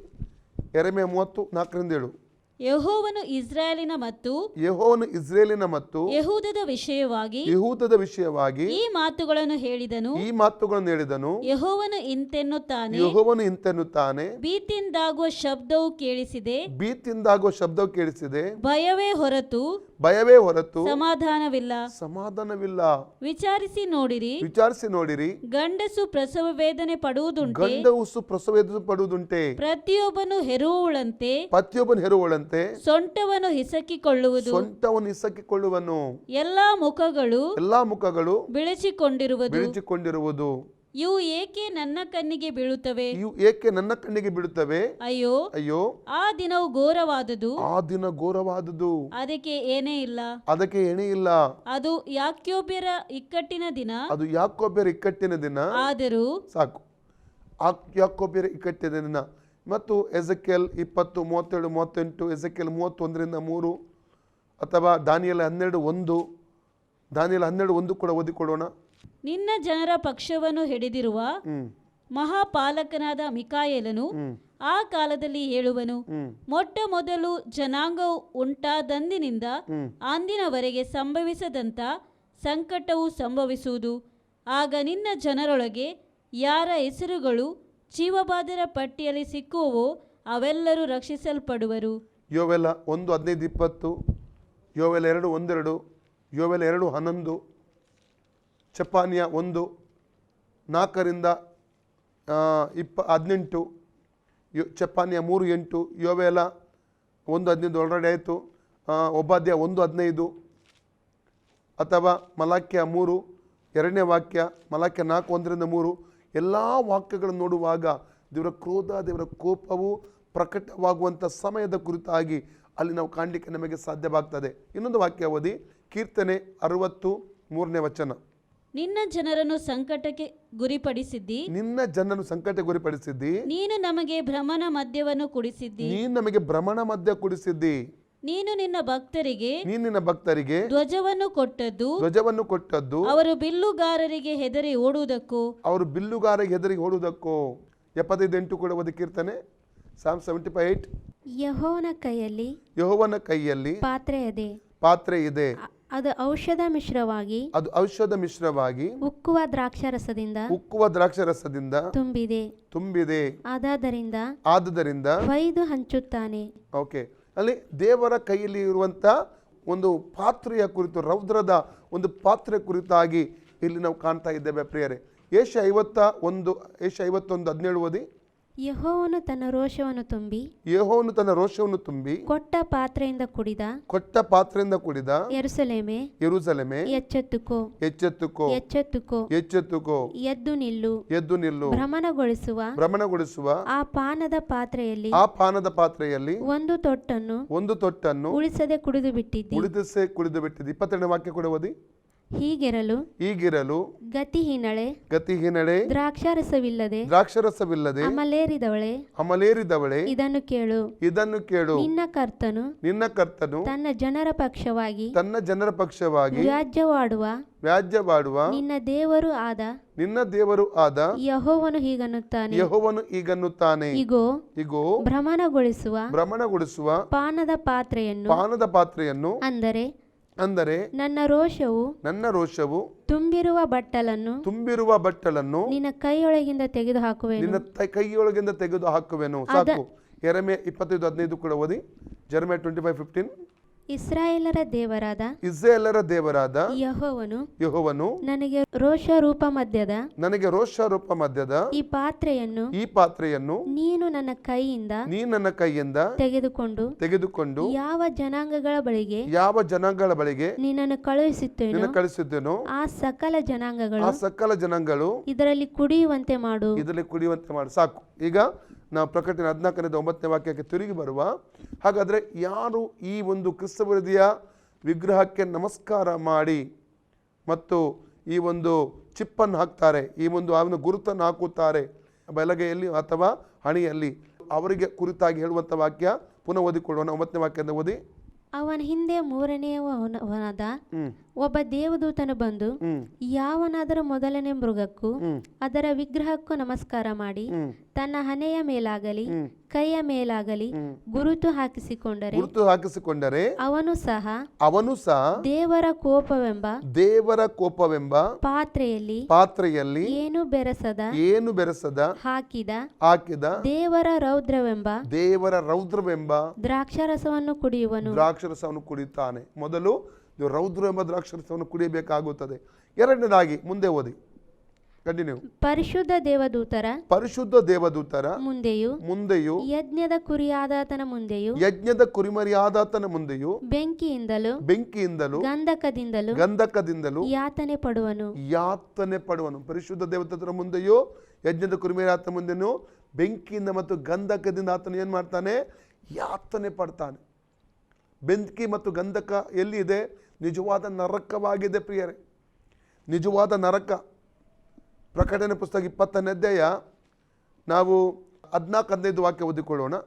ಆಮೇಲೆ ಮೃತ್ಯು ಪಾತಾಳವು ಬೆಂಕಿಯ ಕೆರೆಗೆ ದೊಬ್ಬಲ್ಪಟ್ಟವು. ಆ ಬೆಂಕಿಯ ಕೆರೆಯೇ ಎರಡನೇ ಮರಣವಾಗಿದೆ. ಪ್ರಕಟಣೆ 21:8 ಓದಿ. ರೆವಲ್ಯೂಷನ್ 21:8. ಆದರೆ ಹೇಡಿಗಳು ನಂಬಿಕೆಯಿಲ್ಲದವರು ಅಸಹ್ಯವಾದದರಲ್ಲಿ ಸೇರಿದವರು ಕೊಲೆಗಾರರು ಜಾರರು ಮಾಟಗಾರರು ವಿಗ್ರಹಾರಾಧಕರು ಎಲ್ಲ ಸುಳ್ಳುಗಾರರು ಇವರಿಗೆ ಸಿಕ್ಕುವ ಪಾಲು ಬೆಂಕಿ ಗಂಧಕ ಗಳುರಿಯುವ ಕೆರೆಯೇ. ಇದು ಎರಡನೆಯ ಮರಣವು ಎಂದು ನನಗೆ ಹೇಳಿದನು. ಪ್ರಕಟಣೆ 19 ಅಧ್ಯಾಯದ 17-21 ವಾಕ್ಯ ಓದುವುದಾದ್ರೆ ಅಲ್ಲಿ ಸುಳ್ಳು ಪ್ರವಾದಿ ಕ್ರಿಸ್ತ ವಿರೋಧಿಗೂ ಬೆಂಕಿ ಗಂಧಕಗಳಿಂದ ಉರಿಯುವ ಕೆರೆಯಲ್ಲಿ ಹಾಕಲ್ಪಡುವಂಥದ್ದು ಕಾಣ್ತದೆ. 2 ಥೆಸಲೋನಿಕ 1:9-10 ವಾಕ್ಯ ಓದಿ.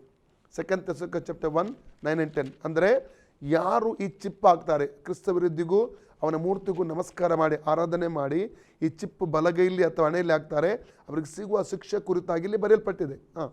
ಆ ದಿನದಲ್ಲಿ ಆತನು ತನ್ನ ಪವಿತ್ರರ ಮೂಲಕ ಪ್ರಭಾವ ಹೊಂದುವನಾಗಿಯೂ ನಾವು ನಿಮಗೆ ಹೇಳಿದ ಸಾಕ್ಷಿಯನ್ನು ನಂಬಿದವರೆಲ್ಲರ ಮೂಲಕ ತನ್ನ ವಿಷಯದಲ್ಲಿ ಆಶ್ಚರ್ಯ ಹುಟ್ಟಿಸುವವನಾಗಿಯೂ ಬರುವಾಗ ಅಂತವರು ಕರ್ತನ ಸಮ್ಮುಖಕ್ಕೂ ಆತನ ಪರಾಕ್ರಮದ ವೈಭವಕ್ಕೂ ದೂರವಾಗಿ ನಿತ್ಯ ನಾಶನವೆಂಬ ದಂಡನೆಯನ್ನು ನಿತ್ಯ ನಾಶನವೆಂಬ ದಂಡನೆ ಅವರು ಅನುಭವಿಸುತ್ತಾರೆ. ಮತ್ತಾಯ 25:41 ಓದಿ.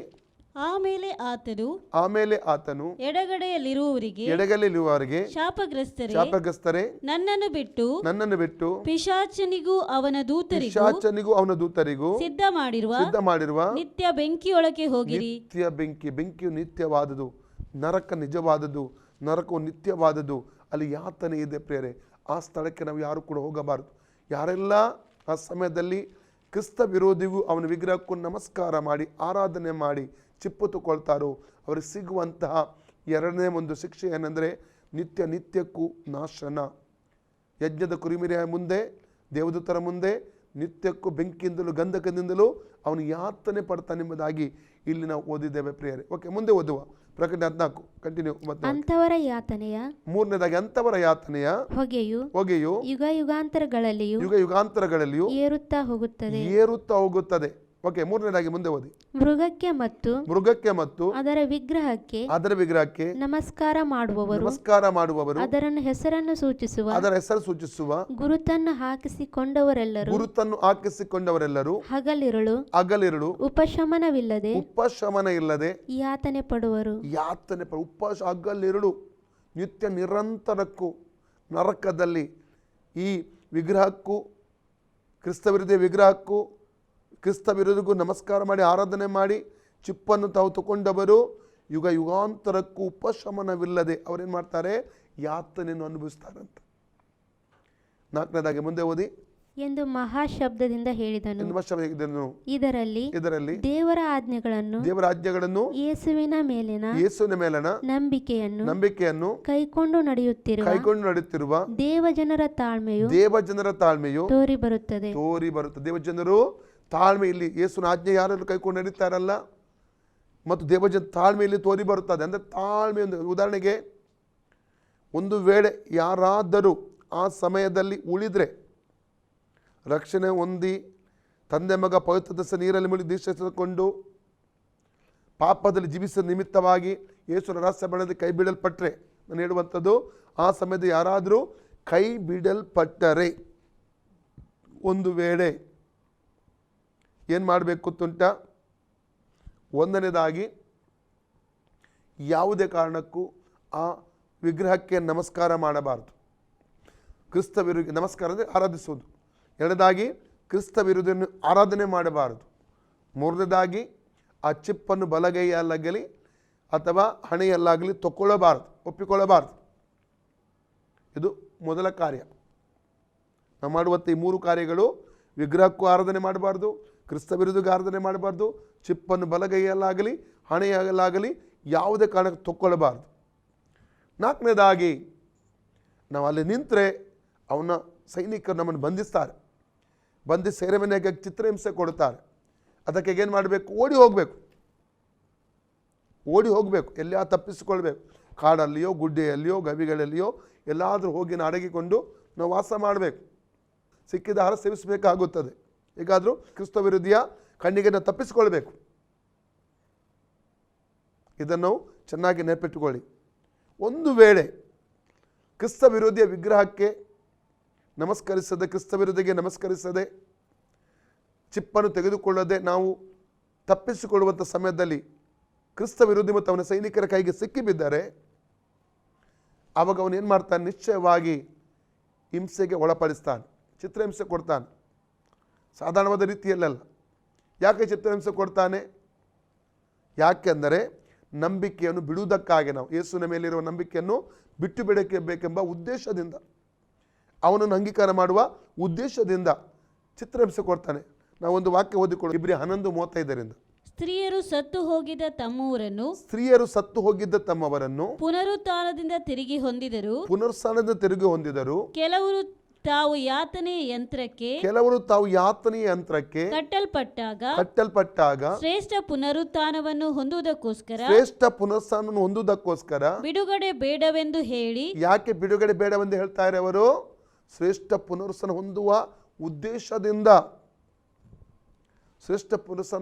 ಉದ್ದೇಶದಿಂದ, ಅವರು ಬಿಡುಗಡೆ ಬೇಡವೆಂದು ಹೇಳಿ ಮುರಿಸಿಕೊಂಡು ಸತ್ತರು.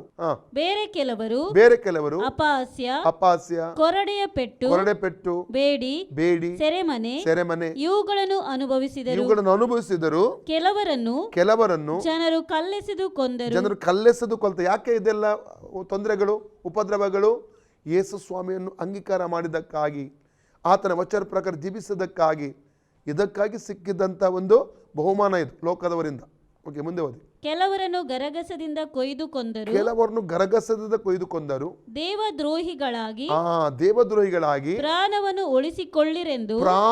ಉಳಿಸಿಕೊಳ್ಳಿರೆಂದು ಕೆಲವರನ್ನು ಪ್ರೇರೇಪಿಸ್ತಾರೆ. ಏನ್ ಮಾಡ್ತಾರೆ ಗೊತ್ತುಂಟ? ಕ್ರಿಸ್ತವಿದ್ಯೆಯ ಇದು ನಡೆದದ್ದು ಯಾವಾಗ? ರೋಮ್ ಸಾಮ್ರಾಜ್ಯದಲ್ಲಿ ನಡೆದಂಥ ಘಟನೆಗಳು. ಈಗ ನಾವು ಓದುವಂಥ ವಾಕ್ಯ, ಕ್ರಿಸ್ತವಿದ್ಯ ಸಮಯದಲ್ಲಿ ಅವನ ಸೈನಿಕರು ಏನು ಮಾಡ್ತಾರೆ ಗೊತ್ತುಂಟ? ಕ್ರಿಸ್ತ ವಿರೋಧಿಯ ವಿಗ್ರಹಕ್ಕೆ ನಮಸ್ಕಾರ ಮಾಡು, ಕ್ರಿಸ್ತ ವಿರೋಧ ಆಸೆ ತೋರಿಸ್ತಾರೆ.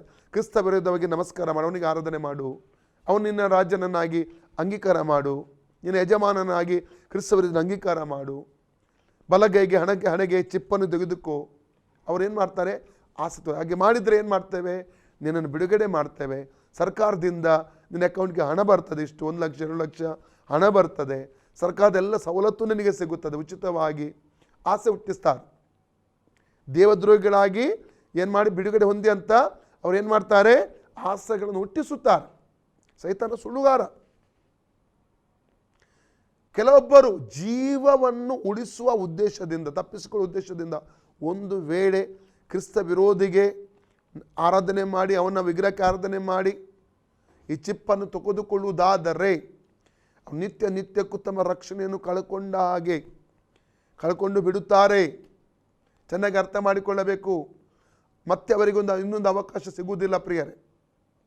ಅದನ್ನೇ ನಾವು ಪ್ರಕಟಣೆ 14:9-12 ವಾಕ್ಯದಲ್ಲಿ ಓದಿತು. ದೇವದ್ರೋಹಿಗಳಾಗಿ ಬಿಡುಗಡೆ ಹೊಂದಿರಂದು ಏನು ಮಾಡ್ತಾರೆ, ಪ್ರೇರೇಪಣೆ ಕೊಡ್ತಾರೆ. ಒಪ್ಪಿಕೊಳ್ಳಬಾರದು. ಮುಂದೆ ಓದಿ. ಕೆಲವರನ್ನು ಕತ್ತಿಯಿಂದ ಕೊಂದರು, ಕೆಲವರು ಕೊರತೆ ಹಿಂಸೆ ಬಾಧೆ ಇವುಗಳನ್ನು ಅನುಭವಿಸುವರಾಗಿದ್ದು, ಕುರಿ ಮೇಕೆಗಳ ಚರ್ಮಗಳನ್ನು ಉಟ್ಟುಕೊಂಡವರಾಗಿ ತಿರುಗಾಡಿದರು. ಇಂಥವರಿಗೆ ಈ ಲೋಕವು ಯೋಗ್ಯ ಸ್ಥಳವಲ್ಲ. ಅವರು ತಮ್ಮ ದೇಶದ ಕಾಡು ಬೆಟ್ಟ ಗವಿ ಕುಣಿಗಳಲ್ಲಿ ಅಲೆಯುವವರಾಗಿದ್ದರು. ಇಲ್ಲಿ ನಾವು ನೋಡ್ತೇವೆ, ಮುಖ್ಯವಾಗಿ ನಾವು ನೋಡುವಂಥದ್ದು ಏನೆಂದರೆ, ಕ್ರಿಸ್ತ ವಿರೋಧಿ ಮತ್ತು ಅವನ ಸೈನಿಕರು ತುಂಬಾ ರೀತಿಯ ಆಸೆಗಳನ್ನು ತೋರಿಸ್ತಾರೆ. ಹೇಗಾದರೂ ಚಿತ್ರಹಿಂಸೆ ಕೊಡ್ತಾನೆ. ಚಿತ್ರಹಿಂಸೆ ಕೊಡುವಾಗ ನೋವಿನಲ್ಲಿ ಆಸೆ ಹುಟ್ಟಿಸ್ತಾರೆ. ಏನಂದ್ರೆ ಆಸೆ ಹುಟ್ಟಿಸ್ತಾರೆ, ಸರ್ಕಾರದ ಸವಲತ್ತು ಉಚಿತವಾಗಿ ಸವಲತ್ತು ಕೊಡ್ತೇವೆ, ಸರ್ಕಾರದಿಂದ ನಿನಗೆ ಎಲ್ಲ ಸಿಗುತ್ತದೆ, ಸರ್ಕಾರದ ಸಹಾಯ ಕೊಡ್ತೇವೆ, ಸರ್ಕಾರದ ಪ್ರೊಟೆಕ್ಷನ್ ಸಿಗುತ್ತದೆ, ಎಲ್ಲ ರೀತಿಯ ಒಂದು ಏನು ಮಾಡ್ತಾರೆ, ಪ್ರೇರೇಪಣೆಗಳನ್ನು ಕೊಡುತ್ತಾರೆ. ಸುಳ್ಳಿನ ಒಂದು ಆಶ್ವಾಸನೆಯನ್ನು ಕ್ರಿಸ್ತ ವಿರೋಧಿ ಕೊಡ್ತಾನೆ. ಅದರ ಮಧ್ಯದಲ್ಲಿಯೂ ಒಂದು ವೇಳೆ ನೀನು ಇಲ್ಲ, ಕ್ರಿಸ್ತ ವಿರೋಧಿಗೆ ನಮಸ್ಕಾರ ಮಾಡುವುದಿಲ್ಲ, ಅಥವಾ ಅವನ ಮೂರ್ತಿಗೆ ಆರಾಧನೆ ಮಾಡುವುದಿಲ್ಲ, ಅಥವಾ ಚಿಪ್ಪನ್ನು ಹಣೆಯಲ್ಲಿ ಬಲಗಲಿ ತೊಕ್ಕೋದುವುದಿಲ್ಲ, ನಾನು ಯೇಸುವಿಗೆ ಸಂಬಂಧಪಟ್ಟವನು, ಯೇಸುವೇ ನನ್ನ ಯಜಮಾನ, ಯೇಸುವೇ ನನ್ನ ರಕ್ಷಕನಂತ ನಂಬಿಕೆ ದೃಢವಾಗಿ ನಿಂತು ಬಿಟ್ಟರೆ, ಚಿತ್ರಹಿಂಸೆ ಕೊಟ್ಟು ಕೊನೆಗೆ ತಲೆಯನ್ನು ಏನು ಮಾಡಿಬಿಡ್ತಾನೆ ಅವನು. ಅಲ್ಲಿ ಅದನ್ನೇ ಓದಿದ್ದು ನಾವು 15ನೇ ವಾಕ್ಯದಲ್ಲಿ. ಹೌದಾ? ಪ್ರಕಟಣೆ 13:15 ಓದಿದ್ದು. ಅವರಿಗೆ ಮರಣದಂಡನೆ ಕೊಡುವಂಥ ಅಧಿಕಾರ ಈ ಸುಳ್ಳು ಪ್ರವಾದಿಗಿರುತ್ತೆ. ಹೌದಾ? ಓದಿ ವಾಕ್ಯ.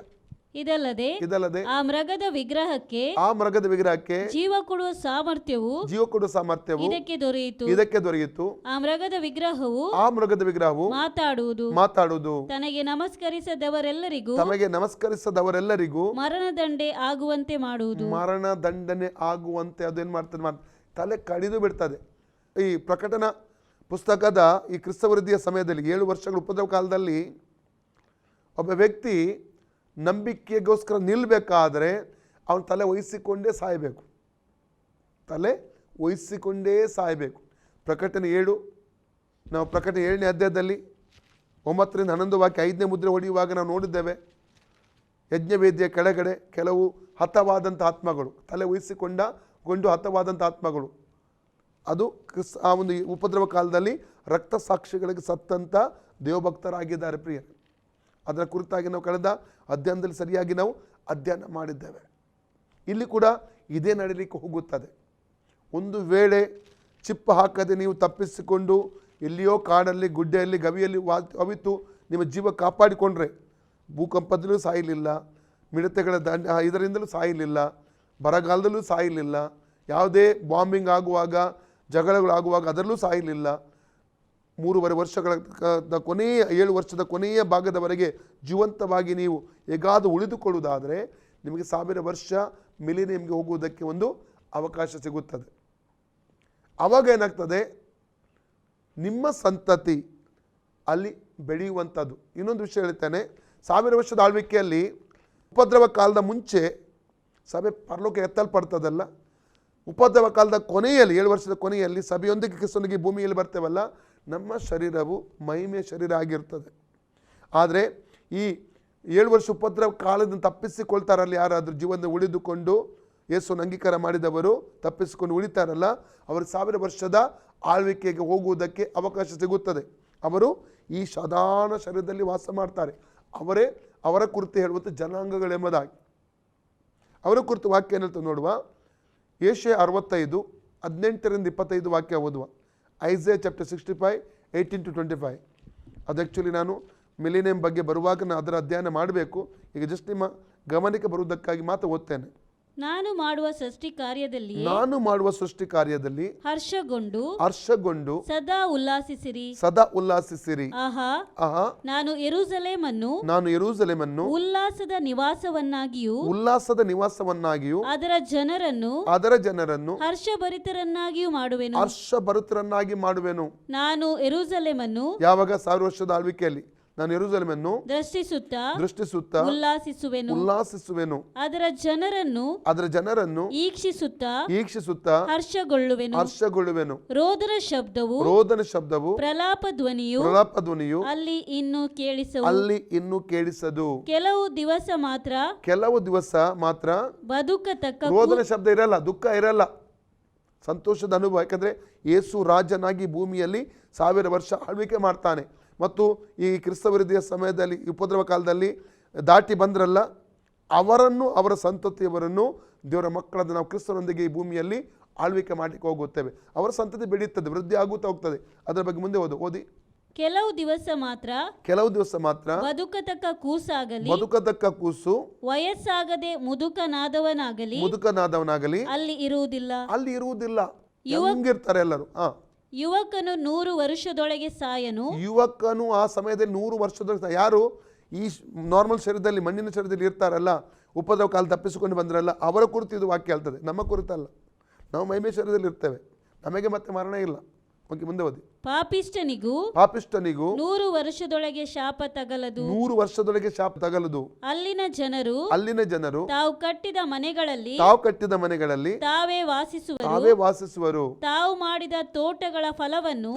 ತೋಟದ ಫಲವನ್ನು ತಾವೇ ಅನುಭವಿಸುವರು. ಒಬ್ಬನು ಕಟ್ಟಿದ ಮನೆಯಲ್ಲಿ ಬೇರೊಬ್ಬನು ವಾಸಿಸನು. ಒಬ್ಬನು ಮಾಡಿದ ತೋಟದ ಫಲವು ಇನ್ನೊಬ್ಬನಿಗೆ ವಶವಾಗದು. ನನ್ನ ಜನರ ಆಯುಸ್ಸು ವೃಕ್ಷದ ಆಯಸ್ಸಿನಂತಿರುವುದು. ನನ್ನ ಆಪ್ತರು ತಮ್ಮ ಕೈ ಕೆಲಸದ ಆದಾಯವನ್ನು ಪೂರಾ ಅನುಭವಿಸುವರು. ಅವರು ವ್ಯರ್ಥವಾಗಿ ದುಡಿಯರು. ಅವರಿಗೆ ಹುಟ್ಟುವ ಮಕ್ಕಳು ಘೋರ ವ್ಯಾಧಿಗೆ ಗುರಿಯಾಗರು. ಅವರು ಯೆಹೋವನ ಆಶೀರ್ವಾದವನ್ನು ಹೊಂದಿದವರ ಸಂತಾನವಷ್ಟೇ. ಅವರ ಸಂತತಿಯವರು ಅವರೊಂದಿಗೆ ಬಹುದಿನ ಇರುವರು. ಆಗ ಅವರು ಬೇಡುವುದರೊಳಗೆ ಸದುತ್ತರವನ್ನು ದಯಪಾಲಿಸುವೆನು. ಅವರು ಹೇಳುತ್ತಿರುವಾಗಲೇ ಕೇಳುವೆನು.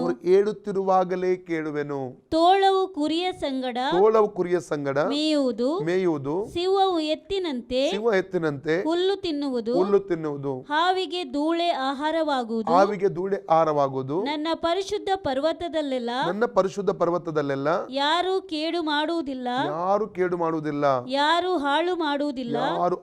ಸೈತಾನನು ಕಟ್ಟಲ್ಪಟ್ಟಿದ್ದಾನೆ. ಪ್ರಕಟಣೆ 21:3 ನಾವು ಓದ್ತೇವೆ. 1000 ವರ್ಷದ ಆಳ್ವಿಕೆಗಿಂತ ಮುಂಚೆ ಸೈತಾನನ್ನು ಬಂಧಿಸುತ್ತಾರೆ. ಪ್ರಿಯರೇ, ನಾವು ಪುನಃ ಪ್ರಕಟಣೆ 13ನೇ ಅಧ್ಯಾಯಕ್ಕೆ ಬರುವ. 17-18 ವಾಕ್ಯ ತಿರುಗಿ ಓದಿ. 16-17-18. ಈ ಎರಡನೇ ಮೃಗವು ದೊಡ್ಡವರು ಚಿಕ್ಕವರು, ಐಶ್ವರ್ಯವಂತರು ಬಡವರು, ಸ್ವತಂತ್ರರು ದಾಸರು ಎಲ್ಲರೂ ತಮ್ಮ ತಮ್ಮ ಬಲಗೈಯ ಮೇಲಾಗಲಿ ಹನಿಯ ಮೇಲಾಗಲಿ ಗುರುತು ಹೊಂದಬೇಕೆಂತಲೂ, ಆ ಗುರುತು ಯಾರಿಗಿಲ್ಲವೋ ಅವರು ಕ್ರಯ ವಿಕ್ರಯಗಳನ್ನು ನಡೆಸಕೂಡದೆಂತಲೂ. ಚಿಪ್ಪು ಇಲ್ಲದೆ ಹಾಕಿಕೊಳ್ಳದೆ ಯಾರು ಕೂಡ ಅವಾಗ ಕ್ರಯ ವಿಕ್ರಯ ಮಾಡಿಕೊಳ್ಳೋದಕ್ಕೆ ಸಾಧ್ಯವಿರುವುದಿಲ್ಲ. ಕ್ರೆಡಿಟ್ ಕಾರ್ಡ್, ಡೆಬಿಟ್ ಕಾರ್ಡ್ ಎಲ್ಲ ಸಿಸ್ಟಮ್ ಹೋಗ್ತದೆ.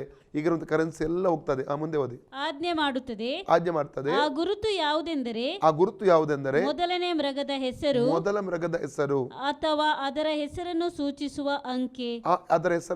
ಅಂಕೆ. ಅಂದ್ರೆ ಆಧಾರ್ ಕಾರ್ಡ್ ಒಂದು ಅಂಕೆ ನಮಗೆ ಸಿಕ್ಕಿದೆ. ಅಂಕೆ ಅಂತ 4 ಸಲ ಅಲ್ಲಿ ಬಂದಿದೆ. ಮುಂದೆ ಓದಿ. ಇದರಲ್ಲಿ ಜ್ಞಾನವು ಅಡಕವಾಗಿದೆ. ಜ್ಞಾನ ಅಡಕವಾಗಿದೆ. ಬುದ್ಧಿವಂತನು ಆ ಮೃಗದ ಅಂಕೆಯನ್ನು ಎನಿಸಲಿ. ಇನ್ನೊಂದು ವಿಷಯ ಹೇಳ್ಬೇಕಾ, ಬಾರ್ಕೋಡ್ ಮೇಲೆ 3 ಹೀಗೆ ನೀವು ಗೀಟ್ಗಳನ್ನು ನೋಡುತ್ತೀರಿ, ಗ್ಯಾಪ್ ಬಿಟ್ಟು ಆ 3 ಅಂಕೆಗಳು ಆಗಿದೆ 666 666 ನಂಬರ್. ಈಗ ಬಾರ್ಕೋಡನ್ನು ತಯಾರಿಸಿದ ವ್ಯಕ್ತಿ ಸತ್ತು ಹೋಗಿದ್ದಾರಂತೆ. ಒಂದು ಸಲ ಈ ಟಿ ವಿ ಚಾನೆಲ್ನವರು ಅವರ ಇಂಟರ್ವ್ಯೂ ಮಾಡುವಾಗ ಕೇಳಿದ್ರಂತೆ, ಅದನ್ನು ಯಾಕೆ 666 ಬರ್ತದೆ? ಅವ್ರು ಕೇಳೋದಕ್ಕೊಂದು ಕಾರಣ ಇತ್ತು. ಏನೆಂದರೆ ಆ 666 ನಂಬರ್ ಇಲ್ಲದೆ ಆ ಬಾರ್ಕೋಡ್ ವರ್ಕೌಟ್ ಆಗೋದಿಲ್ಲ ಅಂತ, ಕೆಲಸ ಮಾಡೋದಿಲ್ಲ ಅಂತ. ಅದಕ್ಕೆ ಅವ್ರು ಕೇಳಿದರು, ಆ 666 ಯಾಕೆ ಅದಕ್ಕೆ ನಂಬರ್ ಬಂದಿದೆ? ಆಗ ಅವರು ಹೇಳಿದ್ರಂತೆ, ನನಗೂ ಕೂಡ ಇದು ಗೊತ್ತಿಲ್ಲ ಎಂಬುದಾಗಿ. ಆದರೆ ದೇವರ ವಾಕ್ಯದಲ್ಲಿ ಸಾವಿರಾರು ವರ್ಷಗಳ ಹಿಂದೆ ಅದು ಬರೆಯಲ್ಪಟ್ಟಿದೆ, ಆ ನಂಬರ್ ಬರ್ತದೆ ಎಂಬುದಾಗಿ. ಅದು ಯಾರ ಅಂಕೆ? ಕ್ರಿಸ್ತ ವಿರುದ್ಧ ಸೂಚಿಸುವಂಥ ಅಂಕೆ ಎಂಬುದಾಗಿ ಓದ್ತೆ. ಮುಂದೆ ಓದಿ. ಅದು ಒಬ್ಬ ಮನುಷ್ಯನನ್ನು ಸೂಚಿಸುವ ಅಂಕೆಯಾಗಿದೆ. ಅದು ಒಬ್ಬ ಮನುಷ್ಯ ಸೂಚಿಸುವಂತ ಅಂಕೆ ಆಗಿದೆ. ಅದರ ಅಂಕೆಯು 666. ಓಕೆ, ನಾವು ಇವತ್ತಿಗೆ ಇಲ್ಲಿ ನಾವು ಈ ಒಂದು ಅಧ್ಯಯನ ಮುಗಿಸ್ಲಿಕ್ಕೆ ಹೋಗುತ್ತೇವೆ. ಪ್ರೀತಿಯ ಸಹೋದರ ಸಹೋದರಿ, ಇವತ್ತು ಲೋಕದಲ್ಲಿ ನಾವು ನೋಡ್ತಾ ಇದ್ದೇವೆ, ಎಲ್ಲ ಕೂಗು ಕೇಳ್ತಾ ಉಂಟು. ಈ ಕರೆನ್ಸಿ ರದ್ದಾಗಬೇಕು, ನಾಣ್ಯ ಮುದ್ರಣ, ನೋಟು ಮುದ್ರಣ ರದ್ದಾಗಬೇಕು, ಎಲ್ಲ ಡಿಜಿಟಲ್ ಆಗಬೇಕು ಎಂಬುದಾಗಿ ನಾವು ಕೇಳಲ್ಪಡ್ತಾ ಇದ್ದೇವೆ. ಮುಂದಿನ ದಿವಸಗಳು 1 world government, 1 world religion, 1 world currency ಇವೆಲ್ಲ ಬರಲಿಕ್ಕೆ ಹೋಗುತ್ತದೆ. ಅದರ ಅರ್ಥ ಕ್ರಿಸ್ತನ ಬರೋಣ ಹತ್ತಿರ ಇದೆ. ಕ್ರಿಸ್ತ ವಿರುದ್ಧನ ಹೊರಗೆ ತರುವುದಕ್ಕಾಗಿ ಲೋಕ ಎಲ್ಲ ಸಿದ್ಧತೆ ಮಾಡ್ತಾ ಇದೆ. ಇವತ್ತು ಕ್ರಿಸ್ತನ ಬರೋಣಕ್ಕಾಗಿ ನಾವು ಸಿದ್ಧರಾಗಬೇಕು, ಇನ್ನೊಬ್ಬರನ್ನು ಸಿದ್ಧಪಡಿಸಬೇಕು. ಇನ್ನು ಸಮಯ ಇಲ್ಲ ಪ್ರಿಯರೇ, ಯಾವಾಗ ಬೇಕಾದರೂ ಯೇಸು ಸ್ವಾಮಿ ಭೂಮಿಗೆ ಬರಬಹುದು, ಸಿದ್ಧವಾದ ತನ್ನ ಸಭೆಯನ್ನು ತನ್ನನ್ನು ಕರ್ಕೊಂಡು ಹೋಗಬಹುದು. ಆ ಗುಂಪಿನಲ್ಲಿ ನಾನಿರಬೇಕು, ನೀವಿರಬೇಕು. ನಮ್ಮನ್ನು ಅದಕ್ಕಾಗಿ ಸಿದ್ಧಪಡಿಸಿಕೊಳ್ಳೋಣ. ಈ ಸಮಯದಲ್ಲಿ ನಿಮಗೋಸ್ಕರ ಪ್ರಾರ್ಥನೆ ಮಾಡ್ತೇನೆ. ಪ್ರೀತಿ ಸ್ವರೂಪನಾದ ನಮ್ಮ ಪರಲೋಕ ತಂದೆ, ಯೇಸುವಿನ ನಾಮದಲ್ಲಿ ಪವಿತ್ರಾತ್ಮನ ಸಹಾಯದಿಂದ ಕರ್ತನ ಪಾದಕ್ಕೆ ಬಂದಿದ್ದೇವೆ. ಕರ್ತನೆ, ನನ್ನ ವಾರ್ತೆಯನ್ನು ಕೇಳಿ ಒಬ್ಬೊಬ್ಬರಿಗಾಗಿ ನಾನು ಪ್ರಾರ್ಥಿಸ್ತೇನೆ. ಪ್ರತಿಯೊಬ್ಬರನ್ನು ಕರ್ತನೆ ಹೆಸರಿಗೆ ಆಶೀರ್ವದಿಸಿ ನನ್ನ ಬರೋಣಕ್ಕಾಗಿ ಸಿದ್ಧಪಡಿಸಬೇಕಂತಲೇ ಕೇಳ್ಕೊತಾನೆ. ಕೇಳಲ್ಪಟ್ಟ ವಾಕ್ಯಕ್ಕಾಗಿ ತಮ್ಮನ್ನೇ ಒಪ್ಪಿಸಿಕೊಡುವಾಗ ಒಬ್ಬೊಬ್ಬರು ಜೀವಿತದ ಬೇಕಾದಂಥ ಕೃಪೆಯನ್ನು ಅನುಗ್ರಹಿಸಿ ಪ್ರತಿಯೊಬ್ಬರ ಕಣ್ಣೀರನ್ನು ಕರ್ತನೆ ಒರೆಸಬೇಕೆಂಬುದಾಗಿ ನಿನ್ನಲ್ಲಿ ಕರ್ತನೆ ಕೇಳಿಕೊಡ್ತಾನೆ. ಸ್ವಾಮಿ, ಕಾರ್ಯ ಮಾಡೋದಕ್ಕೆ ಸ್ತೋತ್ರ, ಮಾನ ಮಹಿಮೆ ನಿನಗೆ ಸಸ್ತೇನೆ. ಯೇಸುವಿನ ಹೆಸರಲ್ಲಿ ತಂದೆಯೇ, amen. God bless you all. Praise the Lord Jesus Christ.